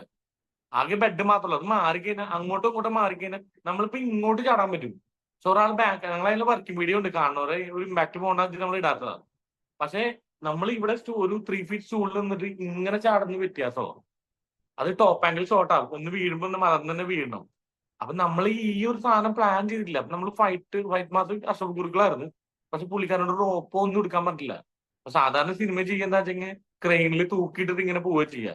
അത് ഗണു സമ്മതിക്കണം, അതൊന്നും പറയാനില്ല. അത് അവന് ഷോട്ടിന് വേണ്ടി ചെയ്ത ഒറ്റ ടേക്ക് പോകാൻ പറ്റുള്ളൂ, ഒറ്റ ടേക്ക് ഉള്ളൂ എന്ന് പറഞ്ഞിട്ടുണ്ടായിരുന്നു. അത് ക്യാരം ബോർഡ് അത് സെറ്റ് ചെയ്തതാ. അപ്പൊ അത് പെട്ടെന്ന് സെറ്റ് ചെയ്ത ആട്ടേറി. അപ്പൊ അത് വരച്ച് ഇതൊക്കെ ആകണ്ടേ. പിന്നെ സെറ്റ് ചെയ്യണമെങ്കിൽ ഒരു 6 മണിക്കൂർ എടുക്കും. അത് അടിപൊളിയായിരുന്നു. ഇവര് തന്നെ അടിക്കണമെന്നുണ്ടായിരുന്നു. അപ്പൊ എന്നോട് ചില ഫ്രണ്ട്സ് 2-3 പേര് പറഞ്ഞു അവരെയും കൂടി 2 അടി അടിച്ചിരുന്നെങ്കിൽ. ഞാൻ എന്തിന് അവന് കൊടുത്തു. ഇവരെ വെട്ടിക്കൊന്നിട്ടൊന്നുമില്ല. അവൻ ചെറിയൊരു ഫ്രോഡ് പരിപാടി കാണിച്ചു, ഗോട്ട് കൊടുക്കാന്ന് പറഞ്ഞു. ഒരെണ്ണം പോരെ. അപ്പൊ അതാണ് ഈ ഗണുവിന്റെ ക്യാരക്ടർ എന്ന് പറഞ്ഞാൽ എന്റെ ഇതിൽ ഏറ്റവും ഫേവറേറ്റ് ക്യാരക്ടർ സുഹിത് വാസു എന്നുള്ള ക്യാരക്ടറാണ്. അത് പേര് പറയാത്ത എന്റെ ഒരു സുഹൃത്താണ് സുഹിത് വാസു. എനിക്കറിയാം. അപ്പൊ അതേ ക്യാരക്ടറാണ് ഞാൻ എഴുതി. ഞങ്ങള് ശരിക്കും പറഞ്ഞാൽ സുഹിത് വാസു ഒരു കഥയാക്കള്, സുഹിത് വാസു എന്നൊരു സിനിമ ഇയാൾ കഥകളിലുണ്ട്. അപ്പം എന്റെ ഒരു റിയൽ ക്യാരക്ടറാ. അപ്പൊ ഇവൻ ചെയ്യുന്ന കാര്യങ്ങൾ ഞങ്ങൾ അതിൽ എഴുതി വെച്ചിട്ടുള്ളൂ. അപ്പൊ നമ്മള് മഞ്ചാടി സോങ്ങിൽ വരുന്ന സമയത്തും അനാർക്കലി ഗണപതിയിലെ സോങ്ങിലും സീക്വൻസ് ചെയ്യുന്ന സമയത്ത് എന്റെ ഇതിൽ അഭിനയിച്ച അഖിൽ ഷാ എന്ന ബ്ലോഗർ ഉണ്ട്. അവന് 25 ഏജ് ആയിട്ടുള്ളൂ. അപ്പൊ അവനോട് ഞാൻ ചോദിക്കും, നീ ഇങ്ങനെ നാട്ടിൽ പെൺകുട്ടിയാണ്, നീ എങ്ങനെയാ അവരുടെ അപ്രോച്ച് ചെയ്യാൻ? അവളെ റെസ്റ്റോറന്റ് വെച്ച് കണ്ടില്ല. അപ്പൊ അവനാണ് പറഞ്ഞത്, റെസ്റ്റോറന്റ് വെച്ച് കണ്ടാൽ ഞാൻ അവൾക്ക് ഫോട്ടോ എടുത്ത് വാട്സാപ്പിൽ അയച്ചു കൊടുക്കും, അവള് സർപ്രൈസ് ആവും. ഇത് നമ്മള് ഈ ഏജിൽ നമ്മള് 35 കഴിഞ്ഞുള്ള ഏജാണ്. ആ ഏജിൽ നമ്മള് എഴുതുമ്പോ ചിലപ്പോ അതിനൊരു വേറെ സാധനം വരും. ഇപ്പോഴത്തെ പിള്ളേർ എന്ത് ചെയ്യുന്നു, ഉറപ്പായിട്ടും പ്രേമായി കഴിഞ്ഞാൽ അവളെ മൊബൈലിൽ വിളിച്ച് ചൊറിയും, വിളിച്ചുകൊണ്ടിരിക്കും, ഇൻസ്റ്റയിൽ വിളിക്കും. പിന്നെ അവളെ വീടിന്റെ അടുത്താണെങ്കിൽ അങ്ങോട്ടും ഇങ്ങോട്ടും പോകും. അത് ആ കുട്ടികൾ പറഞ്ഞ സാധനമാണ്, നമ്മളായിട്ട് എഴുതിണ്ടാക്കിയല്ല. ഈ റെസ്റ്റോറന്റ് സീക്വൻസ് വന്നപ്പോ കേണിങ്ങനെ ചോദിച്ചു ഫോട്ടോ കൊടുക്കുന്നത്. അപ്പൊ ഞാൻ ഇവന്റെ വോയിസ് കേൾപ്പിച്ചു കൊടുക്കും.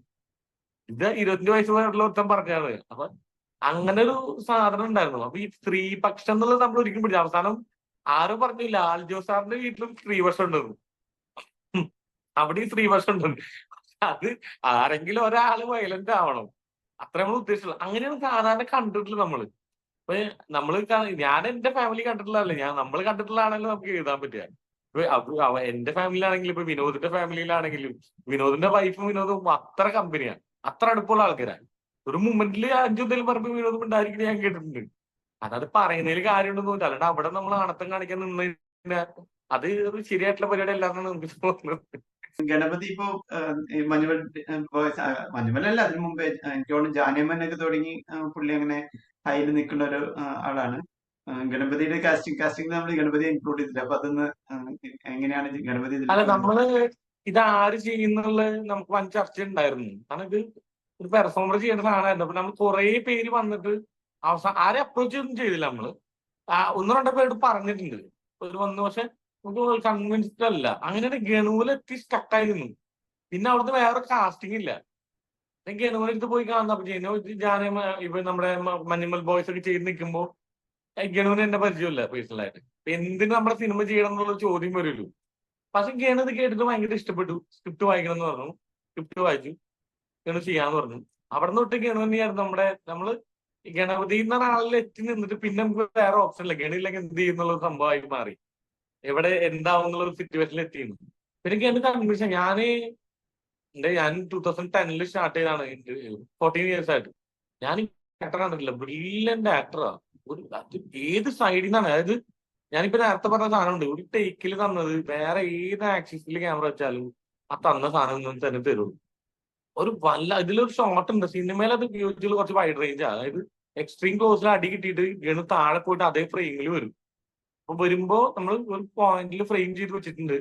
ഫോക്കസ് പോയിന്റ് പറഞ്ഞാൽ എനിക്കൊന്ന് 5-6 ടേക്ക് എടുത്തു. ഈ 6 ടേക്കിലും ഗണു വന്നത് ഒരേ സ്ഥലത്താണ്. അത് അത്രയും എക്സ്പീരിയൻസ് ഉള്ള ഒരാൾക്കേ അത് പറ്റുള്ളൂ. പിന്നെ എനിക്ക് ഞെട്ടൽ തോന്നിയിട്ടുള്ള എന്താ വെച്ചാൽ പായസം എന്ന് വിളിക്കുന്ന സാധനമുണ്ട്, മറ്റേ അനാർക്കലി ഊണ് കഴിക്കാണ്ടിരിക്കുമ്പോ. അപ്പൊ അതിൽ എന്ത് എക്സ്പ്രഷനാ നമുക്ക് അറിയില്ല പറഞ്ഞു കൊടുക്കാം. കാരണം അത് അപ്പൊ ഈ പായസത്തിന്റെ സംഭവം നമുക്ക് അവിടെ ഇല്ല, നമ്മൾക്ക് സ്ക്രിപ്റ്റിലില്ല. നമ്മൾ ഇവൻ എന്തോ പറയുന്ന വിളിക്കണാണ്, ആ സൗണ്ട് കേട്ടിട്ടാണ് ഇവിടെ എണീക്കുന്നത്. അപ്പൊ ഗണു കാറി കയറിയിട്ട് എന്നോട് ചോദിച്ചാൽ വന്നോണ്ടിരിക്കുന്ന ആൾക്ക് അപ്പൊ ഞാൻ ഒരു സാധനം ഉണ്ട്, നിങ്ങൾ കണ്ടോക്കി നോക്കും, ഞാൻ സാധനം ചെയ്യാം. അവിടെ വെച്ചിട്ടാണ് ഗണു, ഞാൻ ഈ ക്യാമറ സൂമിലെടുത്തിട്ട് ബാക്കിലിരിക്കായിരുന്നു.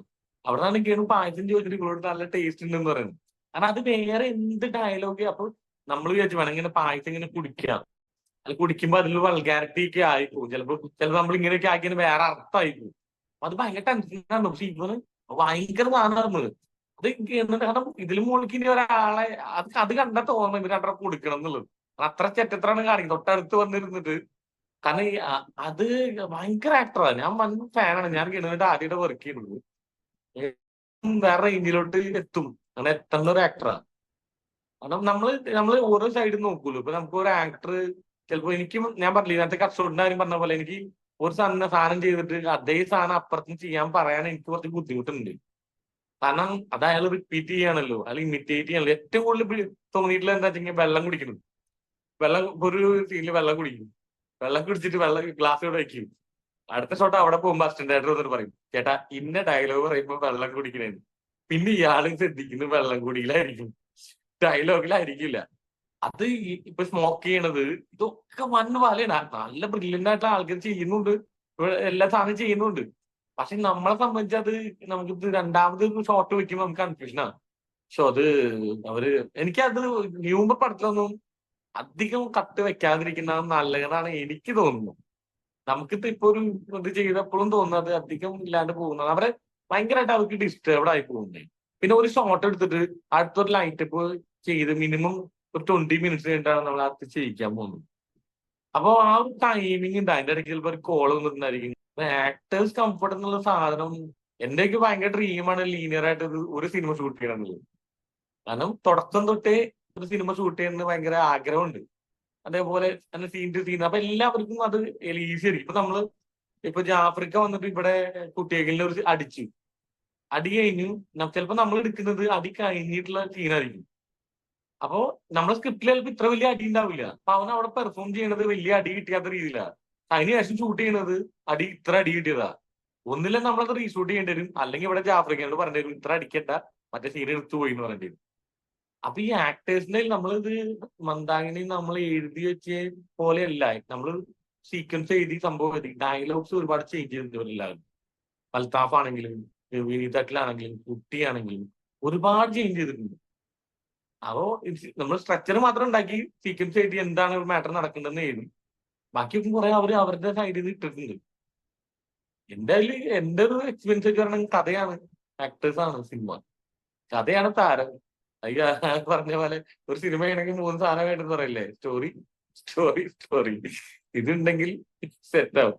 പിന്നെ ഒരു ടീമായിട്ട് നിൽക്കാന്നുള്ള. കാരണം ഇവിടെ പല സിനിമയ്ക്കും ഇപ്പൊ എന്റെ ഒരു എക്സ്പീരിയൻസ് വെച്ച് പറയുകയാണെങ്കിൽ നമുക്ക് പ്രീ പ്രൊഡക്ഷൻ ആണ് നമ്മൾ ഏറ്റവും കൂടുതൽ ടൈം സ്പെൻഡ് ചെയ്യേണ്ടത്. അതായത് ഇപ്പൊ നമ്മളൊരു സിനിമയ്ക്ക് ആരും കുറ്റമായിട്ടല്ല പറയുന്നത്, പക്ഷെ നമുക്ക് അങ്ങനെ ഇനി മാറ്റിയെടുത്താൽ സിനിമ കുറേയും കൂടി നന്നാവും തോന്നുന്നു. അതായത് ഒരു സിനിമയെ വർക്ക് ചെയ്യുന്ന ഒരു മെയിൻ ടെക്നീഷ്യൻ എന്നുള്ള, അതായത് director, associate directors, assistant directors, art director, costumer, ഇവരെല്ലാവരും കൂടിയിട്ട് ഒരു 1 മന്ത് വേറൊരു ജോലി ചെയ്യാതെ സ്ക്രിപ്റ്റിലിരിക്കണം. ഇത് തലേന്നാണ് ഒരു കോസ്റ്റ്യൂമർ ഒന്ന് ജോയിൻ ചെയ്യുക, അല്ലെങ്കിൽ 1 വീക്ക് മുമ്പാണ്. അവർ ഒരു സ്ക്രിപ്റ്റ് അവർ ഒറ്റയ്ക്ക് ഇരുന്ന് വായിച്ചിട്ടുണ്ടാവുന്നല്ലാണ്ട് ഓരോ സീനിലും നമ്മൾ എന്ത് ചെയ്യാൻ പറ്റും എന്ന് പറഞ്ഞാൽ ഞങ്ങൾ ഈ സിനിമയ്ക്ക് അങ്ങനെ ഇരുന്നിട്ടുണ്ട്. അതൊരു കുറെ ബെനിഫിറ്റ് നമുക്ക് കിട്ടിയിട്ടുണ്ട്. എല്ലാവരും പറയും ഷോർട്ട് ഫിലിമിന്റെ സിനിമയാണ് അവർ ഇത്രയും രസമായിട്ട് പറഞ്ഞെന്ന് പറയുമ്പോൾ അത് ഇതിലെല്ലാവരും എഫേർട്ടാണ്. ഇത് ഞാനും വിനോദം മാത്രം ഇരുന്നതിന് അത് കിട്ടില്ല. കാരണം നമ്മൾ ഒരു റൈറ്റിംഗ് സ്റ്റേജിൽ നമുക്ക് ശരി തോന്നിയ സാധനം കടകടയെന്ന് എഴുതി വരും. വേറെ ആൾ വായിച്ചിട്ട് എന്താ സാധനം നോക്കിയപ്പോഴാണ് ശരിയാണല്ലോ. ഈഗോ അല്ലാതെ ഇരുന്നതിന് അത് കറക്റ്റാ.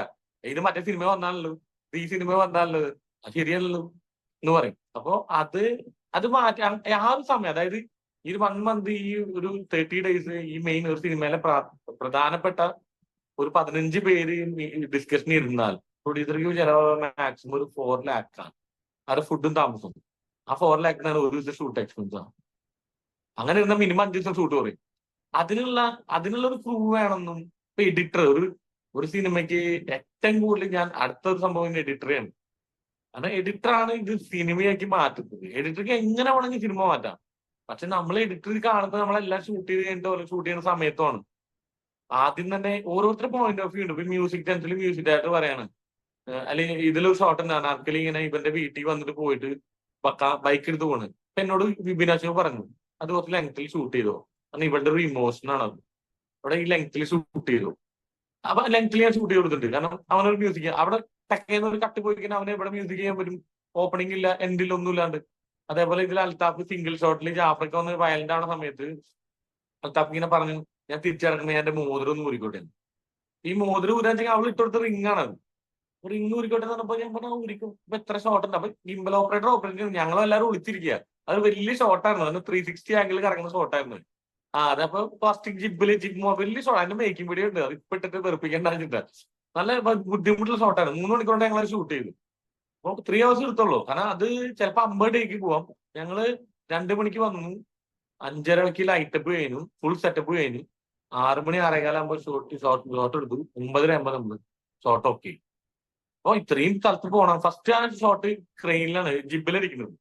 ജിബിന് ഗിംബിൾ കട്ട് ചെയ്യുമ്പോൾ ഈ ജിബും കൊണ്ട് എണീറ്റ് ഓടണം ആൾക്കാര്. ഇത്രയും വലിയ സാധനം കൊണ്ടിട്ട് ഓടി ഒരു സ്ഥലത്തിന്റെ ഓലയിട്ട് മൂടും. അതും കഴിഞ്ഞാൽ ഗണു വരുന്നുണ്ട്. ഗണു വരുന്ന ഇവിടെ ഇത്രയും പ്രശ്നം പോലെ ആൽസാറ് വരും. അതും കഴിഞ്ഞാൽ ഗണു വരുന്ന ഷോട്ട് ഉണ്ട്. ആ ഗണു വരുന്ന ബൈക്ക് വന്നു കഴിഞ്ഞാല് പിന്നെ ആ ബൈക്കിൽ ക്യാമറ കൊണ്ടുപോയി ഫിക്സ് ചെയ്യണം. അതായത് ക്യാമറ കൊണ്ടുപോയി ഫിക്സ് ചെയ്യണം. അപ്പൊ അത് വേറെ പരിപാടി ചെയ്തിട്ടില്ല. ഇത്രയും പണിയുണ്ട്, ഇത്രയും സാധനങ്ങൾ കിടപ്പുണ്ട്. അപ്പൊ അങ്ങനെ ഒരു പ്ലാനിങ് ഒരു ടീമുണ്ട്. അപ്പൊ ഇത് ഏതോ സിനിമയിൽ തന്നെ അൽത്താഫ് പറഞ്ഞാണ് ഇതേപോലെ ഒരു സിംഗിൾ ഷോട്ട്. പടത്തിന്റെ പേര് പറയില്ല, കാരണം അത് അപ്പൊ 28 days പോയില്ല. അപ്പൊ ഗിംബൽ ഓപ്പറേറ്റർ ഇടയ്ക്ക് പറഞ്ഞു എനിക്ക് വയ്യ, എനിക്ക് റെസ്റ്റ് വേണം. എന്നിട്ട് അവന് വേണ്ടി 2 മണിക്കൂർ. അപ്പൊ നമ്മൾ പേടിച്ചു, കാരണം നമ്മൾ ജാഫ്രിക്കയുടെ ഡേറ്റ് കുറച്ച് പ്രശ്നമുണ്ട്. അപ്പൊ നമ്മള് അപ്പൊ ഇത് കിട്ടിയില്ലെങ്കിൽ ജാഫ്രിക്കയ്ക്ക് 10 മണിക്ക് പോകണം. 9:45 സാധനം കിട്ടി. അങ്ങനെ ഒരു എന്താ പറയാ, എല്ലാ ടീമായിട്ടുള്ള ഒരു എഫേർട്ട് ഉണ്ട്. ഇനിയുള്ള സിനിമകൾക്കെങ്കിലും അത് വേണമെന്നാണ് ഞാൻ വിശ്വസിക്കുന്നത്. ഇത് ഇപ്പൊ എനിക്ക് ഷിജുവായിട്ട് സംസാരിക്കുമ്പോൾ ഷിജു ആക്ച്വലി ഒരു സിനിമാറ്റോഗ്രാഫറിന്റെ അപ്പുറത്തെ ഒരു ഡയറക്ടർ മെറ്റീരിയൽ ആണ്. ഞാൻ നമ്മളിത് കേൾക്കുമ്പോൾ മുഴുവൻ എനിക്ക് തോന്നുന്നത് എനിക്ക് പശ്ചാത്തലത്തിലേക്ക് ഒന്ന് പോകണം. 2017 തുടങ്ങി ഇൻഡിപെൻഡന്റ് ആയിട്ട് ചെയ്യുന്ന ആളാണെന്നറിയാം. അതിന്റെ മുമ്പൊക്കെയുള്ള കാര്യങ്ങൾ അറിയണം. പക്ഷെ എനിക്ക് ഡയറക്ടോറിയൽ സൈഡ് ഒന്ന് അറിഞ്ഞാൽ കൊള്ളാന്നുണ്ട്. ആഗ്രഹമുണ്ട്. പക്ഷെ ഇപ്പോഴൊന്നും ഇപ്പൊ ധൈര്യമില്ല. എനിക്ക് പേടിയെത്തത്തെ പറഞ്ഞു. കാരണം ഞാൻ ഡയറക്ടേഴ്സ് വേറെ ലെവൽ ആൾക്കാരാണ്. എനിക്ക് ഫീൽ ചെയ്തിട്ടില്ല. എനിക്ക് ഇഷ്ടമാണ് ചെയ്യാം. പക്ഷെ ഞാൻ ചിലപ്പോ കുറച്ച് തന്നെ ചെയ്യാറിക്കും. ഇപ്പൊ എനിക്ക് നല്ല ധൈര്യമില്ല. സീരിയസ്ലി എനിക്ക് റൈറ്റ് ചെയ്യാൻ ഇഷ്ടമാണ്, എഴുതാനും എനിക്ക് ഇഷ്ടമാണ്. കാരണം സിനിമ ആണ്. എനിക്കൊരു സിനിമ ഉണ്ടാവും, ഒരു സിനിമ കണ്ട് ഞാൻ എൻജോയ് ചെയ്യുമ്പോൾ എപ്പോഴും ഞാനൊരു ഡിസൈൻ നോക്കും. ഇവിടെയാണ് ആൾക്കാർക്ക് ഇത് ഇഷ്ടപ്പെടുന്നത്. എന്തുകൊണ്ടാണ് ആൾക്കാർ ഇത് എൻജോയ് ചെയ്യുന്നത്? ആ ഡിസൈൻ എപ്പോഴും ഏത് സിനിമ കണ്ടാലും ഞാൻ നോക്കാറുണ്ട്. അപ്പൊ അത് അല്ലാണ്ട് ഞാനിപ്പോ പല സിനിമകൾ ചെയ്യുന്ന സമയത്തും ഷൂട്ട് ചെയ്യുന്ന സമയത്ത് എനിക്കറിയാം ഇത് വർക്കല്ല എന്നറിയാം. പക്ഷെ അതിന്റെ അപ്പുറത്ത് നമ്മൾ പറയും, സംസാരിക്കും ഈ സീക്വൻസ് വർക്കല്ല. ഞാൻ ചെയ്യുന്ന സിനിമയിൽ 20 ബോറാന്ന് എനിക്ക് അറിഞ്ഞത് ഞാൻ പറഞ്ഞിട്ടുണ്ട് റൈറ്ററോട്. അപ്പൊ ഇത് ബോറാണ്, ഇവിടെ എന്തെങ്കിലും ചെയ്താൽ സീക്വൻസ് ഇൻട്രസ്റ്റിംഗ് ആക്കാൻ പറ്റും. പക്ഷെ അത് പുള്ളിക്ക് ഓക്കെ ആയി തോന്നിയില്ല. അപ്പൊ നമുക്ക് ഇപ്പോഴും ആലോചിക്കും എന്തിനു കാണണം, എന്തിനാണ് എല്ലാവരും ബിസിയാണ്. എല്ലാവർക്കും വാട്സാപ്പും ഫേസ്ബുക്കും ഇൻസ്റ്റാഗ്രാമും എല്ലാം ഉണ്ട്. അപ്പൊ ഡയറക്ഷൻ പരിപാടി ഉണ്ട്. പക്ഷെ ഞാൻ 4-5 കൊല്ലമൊക്കെ കഴിഞ്ഞിട്ട് പതുക്കെ ആലോചിക്കാം. കാരണം ഈ ക്യാമറ രസമാണ്, അതേപോലെ ടെൻഷൻ പരിപാടിയാണ്. അപ്പൊ ഒരു സിനിമ ഒരു ഡയറക്ഷൻ എന്ന് പറയുമ്പോ ഞാൻ ഉദ്ദേശിക്കുന്നത് ഞാൻ വേറെ പരിപാടിയാണ്. കാരണം ഭയങ്കരമായിട്ട് സെൻസിബിൾ ആയിട്ടുള്ള ഭയങ്കര ആൾക്കാർക്ക് ചെയ്യാൻ പറ്റുള്ളൂ. അത് മൊത്തം അവരുടെ ഉള്ളിലാണ്. ക്യാപ്റ്റൻ ആയിരിക്കണം, പല സംഭവങ്ങളും ഉണ്ടാവും. അപ്പൊ ഏത് വേണം. അപ്പൊ ഒരാൾക്ക് അറിയുമ്പോ അത്ര കരച്ചിൽ വേണ്ട, എനിക്ക് ഇത്ര മതി എന്ന് പറയുന്ന ഒരു സാധനം ഉണ്ട്. അപ്പൊ ഞാൻ ഭയങ്കര അമലിനിരുന്ന് ഫാനാണ്. കാരണം പുള്ളി 1 മാസം ഡയലോഗ് ഇടയ്ക്ക് ഒരു സൈലൻസ് ഇടും. പുള്ളിയുടെ പടങ്ങൾ ഇങ്ങനെ ഇരുന്ന് കാണാറുണ്ട്. വൻ ഫാൻ എന്ന് പറഞ്ഞ വൻ ഫാനാണ്. അപ്പൊ ഷോർട്സും ആക്ടേഴ്സും സൗണ്ടും വെച്ച് കളിക്കുന്ന ഒരാളാണ്. അത്ര സെൻസാറും ഇങ്ങനെ വന്നിട്ട് ഇടയ്ക്ക് ഒരു സൈലൻസ് ഇടും, പിന്നെ വീണ്ടും കയറ്റും. അപ്പൊ ഇതിങ്ങനെ ചെയ്യാനുള്ള വിവരം എനിക്ക് ഇപ്പൊ ഉണ്ടെന്ന് തോന്നിയിട്ടില്ല. തോന്നുമ്പോ ഞാൻ ചെയ്യും. അത്ര. പിന്നെ ഞാൻ അസോസിയേറ്റ് ആയിട്ട് ഞാൻ അസിസ്റ്റന്റ് ആയിരുന്ന അനിൽ നായർ സാറിന്റെ കൂടെയാണ്. അതിലായിരുന്നു ക്യാമറമാൻ. 2010 തൊട്ട് ഹാപ്പി ഹസ്ബൻഡ്സ് തൊട്ട് ഞാൻ സാറിന്റെ കൂടെ 27 മൂവീസ് ഞാൻ വർക്ക് ചെയ്തു. പിന്നെ അതിന്റെ ഇടയ്ക്ക് ഞാൻ 60 ഷോർട്ട് ഫിലിം ചെയ്തിട്ടുണ്ട്. പിന്നെ ആഡ് ചെയ്തിട്ടുണ്ട്. നമ്മൾ അസോസിയേറ്റ് ആക്കുന്ന സമയത്ത് നമുക്കൊന്നും ചെയ്യാനില്ല. അപ്പൊ ആർക്കെങ്കിലും ഒരു ഷോർട്ട് ഫിലിംസ് ആണ് ചെയ്യുക. നമ്മളെ ഫ്രണ്ട്സ് എല്ലാവരും ശരിക്കും അങ്ങനെ കൂട്ടായ്മ തുടങ്ങിയതാണ് ഈ സിനിമ. അപ്പോ ഷോർട്ട് ഫിലിംസ് അങ്ങനെ ചെയ്തിട്ടാണ് സത്യം പറഞ്ഞാൽ എന്തെങ്കിലുമൊക്കെ ഒന്ന് ചെയ്യാൻ പറ്റിയത്. പിന്നെ സീരീസുകൾ ചെയ്തിട്ടുണ്ട്, അത് ചെയ്തിട്ടുണ്ട്. അപ്പോ നമുക്ക് ഇഷ്ടമുള്ള ഒരു സിനിമ ഇപ്പൊ ഇതിനു മുമ്പ് ചെയ്ത സിനിമയ്ക്ക് ഞാൻ ഇഷ്ടപ്പെട്ട് ചെയ്ത് തന്നെയാണ്. ഞാൻ ഈ മണ്ടായി ഷൂട്ട് ചെയ്യുമ്പോൾ അത്ര എക്സൈറ്റഡ് ആയി ഷൂട്ട് ചെയ്തു. കാരണം നമ്മളെല്ലാവരും ഇത്രയും ചർച്ച ചെയ്ത് നമ്മളെല്ലാവരും ഓരോ സീക്വൻസിലെ ഡയലോഗ്സ് ആണെങ്കിലും അവർ എൻജോയ് ചെയ്യുന്നേക്കാൾ മുമ്പ് നമ്മൾ എൻജോയ് ചെയ്തിട്ടുണ്ട്. ഓരോ സീക്വൻസ് ആണെങ്കിലും. കാരണം എത്ര നമ്മൾ സാധാരണ ഷൂട്ട് ചെയ്ത സിനിമ 2-3 തവണ കണ്ടു കഴിഞ്ഞാൽ നമുക്ക് മടുക്കും. പിന്നെ ശരിക്കും ഡയറക്ടേഴ്സിന്റെയും പേഷ്യൻസ് അതാണ്. വിനോദൊക്കെ എനിക്ക് തോന്നുന്നു വിനോദൊക്കെ ഒരു 300 തവണ സിനിമ എടുക്കുന്നു. അപ്പൊ ഈ ചെയ്ത സാധനത്തെ കണ്ടിട്ട് അപ്പൊ അത്രയും പേഷ്യൻസ് വേണം, അത്രയും സാധനം. ഇപ്പൊ ഡബ് ചെയ്യുന്ന സമയത്താണ് എന്തെവിടെ വേണം, എന്തെവിടെ വേണ്ട, എനിക്ക് സംഭവം വേണം. അതൊരു വലിയ സംഭവം. ആളുകൾ അത് ശരിക്കും പറഞ്ഞാൽ അതൊന്നും അറിയില്ല. ഷൂട്ട് ചെയ്യണത് എന്റെ ഒരു എക്സ്പീരിയൻസ് ഷൂട്ട് ചെയ്യണത് എളുപ്പമാണ്. അദ്ദേഹം സെറ്റപ്പ് സാധനം ഉണ്ടെങ്കിൽ ചെയ്തെടുക്കാൻ പറ്റും. പക്ഷെ അത് കഴിഞ്ഞിട്ടുള്ള ഒരു പരിപാടി ഉണ്ട്. ഡബാണെങ്കിലും മ്യൂസിക് ആണെങ്കിലും അത് ഒരു പോയിന്റ് മാറിപ്പോയാൽ എല്ലാം പോകും. ഒരു ടീസർ ഔട്ട് എടുക്കാൻ വേണ്ടിയിട്ട് നമ്മൾ സ്പെൻഡ് ചെയ്യുന്ന ടൈം എന്ന് പറഞ്ഞാൽ 2 ദിവസമാണ്. അവിടെ കൊടുക്കുന്നു, അവിടെ സിങ്ക് ആയില്ല, അവിടെ ടൈറ്റിൽ ഇല്ല. ഒറ്റ സ്പെല്ലിംഗ് മിസ്റ്റേക്ക് കൊണ്ട് വരുന്ന ഒരു സംഭവമുണ്ട്. ഇതിനൊക്കെ ഭയങ്കര എഫേർട്ട് ഉണ്ട്. പിന്നെ അത് എൻജോയ് ചെയ്യാൻ പറ്റുന്ന പരിപാടിയാണത്. നമ്മളിതൊരു ഇതാണ് ഒരു ബുദ്ധിമുട്ടാണ് എന്നൊക്കെ തോന്നി. ഞാനിപ്പോ നമ്മൾ ഷൂട്ട് ചെയ്ത് ആലോചിക്കുമ്പോൾ ആ സമയത്ത് അങ്ങനെ ഒരു ബുദ്ധിമുട്ട് തോന്നിയിട്ടില്ല. ഷൂട്ട് കഴിഞ്ഞിട്ടാണ് ആലോചിക്കുന്നത് നമ്മൾ ചത്തുപോയിരുന്നത് എന്തോ വേറെ രസമായിരുന്നു. അതാണ് പരിപാടി. അനിൽജിയുടെ അസോസിയേറ്റ് ആയിട്ട് തുടങ്ങിയ പറഞ്ഞു. പക്ഷെ അതിനു മുമ്പ് ഇങ്ങനെ ഒരു ആലോചന ഉണ്ടായിട്ടുണ്ടാവില്ല, ഒരു സിനിമാറ്റോഗ്രഫി അല്ലെങ്കിൽ ഒരു ഫിലിം, ഒരു കമ്പം, ഒരു ഇഷ്ടം, ഒരു ആഗ്രഹം, പിന്നെ അതിലേക്കുള്ള പ്രയത്നം. അത് നമുക്ക് എന്റെ വീട് ഗുരുവായൂരാണ്. എന്റെ വീട്ടിൽ ഇപ്പൊ ഇന്നൊരു സിനിമ കാണാൻ പോയി കഴിഞ്ഞാൽ അടുത്ത ആഴ്ച സിനിമ കാണാൻ പോകുമ്പോ ചോദിക്കും, നീ ഇന്നലെ കണ്ടല്ലേ സിനിമ ചോദിക്കുന്ന ആൾക്കാരാണ്. അപ്പൊ സിനിമ ഒരു 9ാം ക്ലാസ്സിലേക്ക് പഠിക്കുമ്പോൾ എനിക്ക് ആഗ്രഹമുണ്ട്. പക്ഷെ പറഞ്ഞ വീട്ടിൽ ഇടിയായിരിക്കും. അത് ഉറപ്പായിട്ട് പ്രശ്നങ്ങൾ ഉണ്ടാവും. 10ാം ക്ലാസ്സിലാണ് പോയത്, 10th പഠിക്കാൻ വേണ്ടി പോയി. അപ്പോഴും സിനിമ കാണുന്നുണ്ട്. ജീൻസ് ഹരികൃഷ്ണൻസ്, പിന്നെ വേറെ ഏതൊരു സമരം പറ്റില്ലേ, 3 ഒരു ദിവസം ഇറങ്ങിയ പടമാണ്. 3 ഞാൻ ഒരു ദിവസം കണ്ടിരുന്നതാണ്. ഒറ്റ ദിവസം ക്ലാസ് കട്ട് ചെയ്ത്. അങ്ങനെ 10th കഴിഞ്ഞ് +2. അപ്പൊ വീട്ടിലെ എഡ്യൂക്കേഷൻ ഭയങ്കര ഇമ്പോർട്ടൻ്റ് ആണ്. നമ്മള് ആദ്യമേ മനസ്സിലായി തലതിരിഞ്ഞ് പോയിരുന്നു. അപ്പൊ സിനിമയുടെ ആരും പറയുന്നുണ്ട്, പക്ഷെ ഒരു സമ്മതിക്കുന്നില്ല. അങ്ങനെ +2 പോയി. അപ്പൊ +2 ഒറ്റ വിഷയം പോയില്ല, ഇംഗ്ലീഷേ പോയിട്ടുള്ളൂ. അപ്പൊ സ്റ്റേ എഴുതിയെടുത്തു. പെട്ടെന്ന് തന്നെ 1 month കൊണ്ട് റിസൾട്ട് വന്നു, പാസ്സായി. ഡിഗ്രിക്ക് പോയി. വീട്ടിൽ പറഞ്ഞു ഡിഗ്രി കഴിഞ്ഞിട്ട് നീ എന്ത് വേണം ചെയ്തു. അപ്പൊ എനിക്ക് ഉറപ്പാണ് ഡിഗ്രി ഞാൻ പാസ്സാവില്ല. ഞാൻ ബികോമിനെ പോയത്. ബികോം 18 പേപ്പർ ഉണ്ട്, 17 തോറ്റു, ഒരെണ്ണം ജയിച്ചത്. അപ്പൊ അത് മലയാളം തോന്നുന്നുണ്ട്. അപ്പൊ വീട്ടുകാർക്ക് മനസ്സിലായി ഇനി 17 എഴുതിയിരിക്കണമെങ്കിൽ മിനിമം ഒരു 20 കൊല്ലം എടുക്കുന്നു. അങ്ങനെയാണ് സിനിമ പഠിക്കുന്ന വെച്ചിട്ടാണ് സിനിമോട്ടോഗ്രാഫി. ഞാൻ ഡയറക്ഷൻ പഠിക്കാനായിരുന്നു എന്റെ ആഗ്രഹം. അങ്ങനെയാണ് സിനിമോട്ടോഗ്രാഫി. അച്ഛൻ പറഞ്ഞ ക്യാമറ ആണെങ്കിൽ ഗുരുവായൂർ സ്റ്റുഡിയോയിൽ നടത്തി ജീവിക്കില്ലോ എന്ന് വെച്ചിട്ടാണ് ചേതന ഫിലിം ഷൂട്ടിലേക്ക് വിടുന്നത്. അവിടെ പോയപ്പോ എനിക്ക് ഞാനൊരു മൊബൈലിൽ ഫോട്ടോ എടുക്കുന്ന ആളോ ഞാനൊരു ക്യാമറ ഉള്ള ആളൊന്നും അല്ലായിരുന്നു. ഞാൻ അവിടെ പോയി പഠിക്കാൻ പോയി. ഒരു 2-3 വീക്സ് കഴിഞ്ഞപ്പോ എനിക്ക് തോന്നി കൊള്ളാലോ, നൈസ് പരിപാടിയാണല്ലോ എന്ന് തോന്നി. 2-3 ആഴ്ച കഴിഞ്ഞപ്പോൾ നല്ല സംഭവമാണല്ലോ. അങ്ങനെ ഞാൻ അസിസ്റ്റ് ചെയ്യാൻ വന്നു സാറിന്റെ കൂടെ. അന്ന് അസിസ്റ്റ് ചെയ്യാൻ പറ്റുക അന്ന് ചേതന കോഴ്സ് കഴിഞ്ഞാൽ നമ്മൾ തൃശ്ശൂരിൽ നിന്നിട്ടൊന്നും ഒരു കാര്യമില്ല, നമുക്കൊന്നുമില്ല. വീട്ടിൽ വീണ്ടും പ്രഷറായി തുടങ്ങി. കാരണം അവരെ സംബന്ധിച്ച് നോക്കുമ്പോൾ ഒരു കുഴപ്പമില്ല. കാരണം ഈ ദുബായിൽ പോവാം, നോർമലായിട്ട് നിൽക്കാം, എന്ത് വേണം ചെയ്യാം. പക്ഷെ നമ്മള് ജോലി ചെയ്ത് ജീവിക്കാം. വീട്ടുകാരൊക്കെ അന്നും ഇന്നുള്ള സൗണ്ട് ഡിസൈൻ എന്താ വെച്ചെങ്കിൽ ഒരാൾ ജോലി ചെയ്യുന്നു, പൈസ കൊണ്ടുവരുന്നു. ഇപ്പോഴാണ് വീട്ടുകാർക്ക് സപ്പോർട്ടീവ് ആയത്. നമുക്ക് ഇഷ്ടമുള്ള ജോലി ചെയ്യുക എന്നുള്ളതാണ് ഏറ്റവും വലിയ കാര്യം എന്നാണ് ഞാൻ വിശ്വസിക്കുന്നത്. കാരണം കംപ്ലീറ്റ് മൈൻഡോട് കൂടി ചെയ്യേണ്ട പരിപാടിയാണെന്ന് എനിക്ക് തോന്നുന്നു. കാരണം ഇന്നിപ്പോ ചെയ്ത സിനിമ മിനിമം 30 years ആൾക്കാർ കാണും. 30 വർഷമെങ്കിലും ഉണ്ട് അവിടെ. അത് അപ്പൊ അതിന്റെ ഒരു റെസ്പോൺസിബിലിറ്റി എനിക്ക് മോളുണ്ട്. അപ്പൊ മോള് ചിലപ്പോ ഒരു 10-20 വർഷം കഴിഞ്ഞിട്ട്, മോൾക്ക് ഇപ്പൊ 4 വയസ്സായിട്ടുള്ളൂ, അവളുടെ ഫ്രണ്ടിന് കാണിച്ചു കൊടുക്കാൻ പോകുന്ന മന്ദാകിനിയായിരിക്കും എന്റെ അപ്പജിയുടെ സിനിമ എന്ന് പറയുന്നത്. അതിന്റെ ഒരു റെസ്പോൺസിബിലിറ്റി നമ്മൾ കാണിക്കണം. ചെയ്താൽ തെറ്റിപ്പോവും, ആളിപ്പോവും, അതൊക്കെ ഉണ്ട്. അത് ഇപ്പൊ ഞാൻ ചെയ്ത ഒരു സാധനം വേറെ ആൾക്ക് ഇഷ്ടപ്പെടുന്ന ഒന്നുമില്ല. നമുക്ക് ഇഷ്ടപ്പെട്ട് ചെയ്യാൻ. പിന്നെ ദൈവാലയത്തിന്റെ ഭാഗ്യം എന്ന് പറയാൻ, അതുകൊണ്ട് ക്രിട്ടിക്കായിട്ട് ഒരാൾ പറഞ്ഞാൽ നമുക്കൊരു വിഷയമല്ല. കാരണം അത് ഓക്കെ, അവർക്ക് ഇഷ്ടപ്പെട്ടില്ല, ശരിയാണത്. അല്ലാണ്ട് അവൻ എന്താ അങ്ങനെ പറഞ്ഞത്, അവൻ ഇങ്ങനെ പറഞ്ഞാൽ നമ്മളെ ഒന്നാമത് ആക്സെപ്റ്റ് ചെയ്യാനുള്ള ഒരു മൈൻഡ് ഉണ്ടാവും എന്നുള്ളതാണ്. ഇപ്പോഴും പല ആൾക്കാർക്കും ഇഷ്ടമില്ലാത്തവരുണ്ട്. ഞാനിപ്പോ ആദ്യം നമുക്ക് ഇപ്പൊ ഞാൻ ഭയങ്കര ഡെപ്സി ഫാനാണ്, ഭയങ്കര ഫാനാണ്. വേടനെ ഭയങ്കര ഇഷ്ടമാണ്. ഇഷ്ടമില്ലാത്ത ആൾക്കാരുണ്ട്. പക്ഷെ ഞാൻ ഇവർക്ക് വൺ ഫാൻസ് ആണ്. അപ്പൊ എന്തുകൊണ്ടാണ് എനിക്ക് ഇഷ്ടപ്പെടാത്തത് കുറിച്ചിട്ടിരിക്കാൻ പറ്റില്ലല്ലോ. അപ്പൊ ഓരോരുത്തരും മനസ്സിലാവും, ഓരോരുത്തർ വേറെ ആൾക്കാരേക്ക് ഇഷ്ടപ്പെടുന്നുണ്ടാവുക. അതിപ്പോ ഈ നമ്മളെ പടത്തിൽ ഡെപ്സി പാട്ട് വേണമെന്ന് സഞ്ജുവേട്ടൻ പ്രൊഡ്യൂസർ അടക്കാമെന്ന് ഡെപ്സി സോങ് വേണമെന്ന് നിർബന്ധം. എനിക്ക് കേട്ടപ്പോ ഭയങ്കര എക്സൈറ്റഡ് ആയി പോയി. കാരണം ഇപ്പോഴത്തെ യൂത്തിന് ഡെപ്സി എന്ന് പറഞ്ഞാൽ അത്ര ക്രേസ് ആണ്. ഞാൻ മറ്റേ ലിജു പ്രഭാറാണ് ഇതിൽ പറയാൻ വിട്ടുപോയ പേരാണ് നമ്മളെ കളറിസ്റ്റ്. ലിജുവേട്ടന്റെ കൂടെ വർക്ക് ചെയ്തിട്ട് എനിക്ക് ഭയങ്കര ആഗ്രഹം വർക്ക് ചെയ്യണം. അത്രയും സെൻസിബിൾ ആയിട്ടുള്ള ലിജുവേട്ടൻ എന്നോട് ബേസ് ചെയ്ത് വെച്ചിട്ട് എനിക്ക് വലിയ കറക്റ്റ് ചെയ്യേണ്ടി വന്നിട്ടില്ല. അത്രയും കാരണം അത്രയും എന്നെ വിളിക്കും, എപ്പോഴും വിളിക്കും. അപ്പോ എന്നോട് പറഞ്ഞിട്ട് ഇതിന്റെ എഡിറ്റ് കഴിഞ്ഞ ദിവസം, കളർ കഴിഞ്ഞ ദിവസം പറഞ്ഞു എനിക്കൊരു സൗണ്ട് വരും, എനിക്ക് ഒറ്റയ്ക്ക് ഇരുന്ന് എന്റെ തിയേറ്ററിൽ സിനിമ കാണണം. ഞാൻ സൗണ്ട് കൊടുത്തു. അപ്പൊ ഞാൻ ചോദിച്ചു, നിങ്ങൾ ഇതിനു മുമ്പ് ഇങ്ങനെ ചോദിച്ചിട്ടുണ്ടോ? ഇല്ല, ഞാൻ തിയേറ്ററിൽ പോയി കാണാറ്, പക്ഷെ എനിക്ക് ഇന്ന് കാണണം തോന്നി. എന്നിട്ട് ഞാൻ സൗണ്ട് കൊടുത്തു. അപ്പൊ അത്രയും സപ്പോർട്ട് ചെയ്തിട്ടുള്ള ആൾക്കാരാണ് ലിജു പ്രഭാറിനെ പോലെ. അപ്പൊ ഒരാള് മാറിക്കഴിഞ്ഞാൽ തീർന്നു, ഒറ്റ ആള് ഇതായിക്കുന്ന അതിന്റെ മൊത്തം ടോട്ടലി സംഭവം തീർന്നു. നമ്മൾ ഷൂട്ട് ചെയ്യുന്ന സമയത്തൊക്കെ ആണെങ്കിലും, ഇപ്പൊ സാറിനോട് വർക്ക് ചെയ്യുന്ന സമയത്താണെങ്കിലും തോന്നിയിട്ടുണ്ട് നമുക്ക് ചെയ്യാൻ പറ്റും.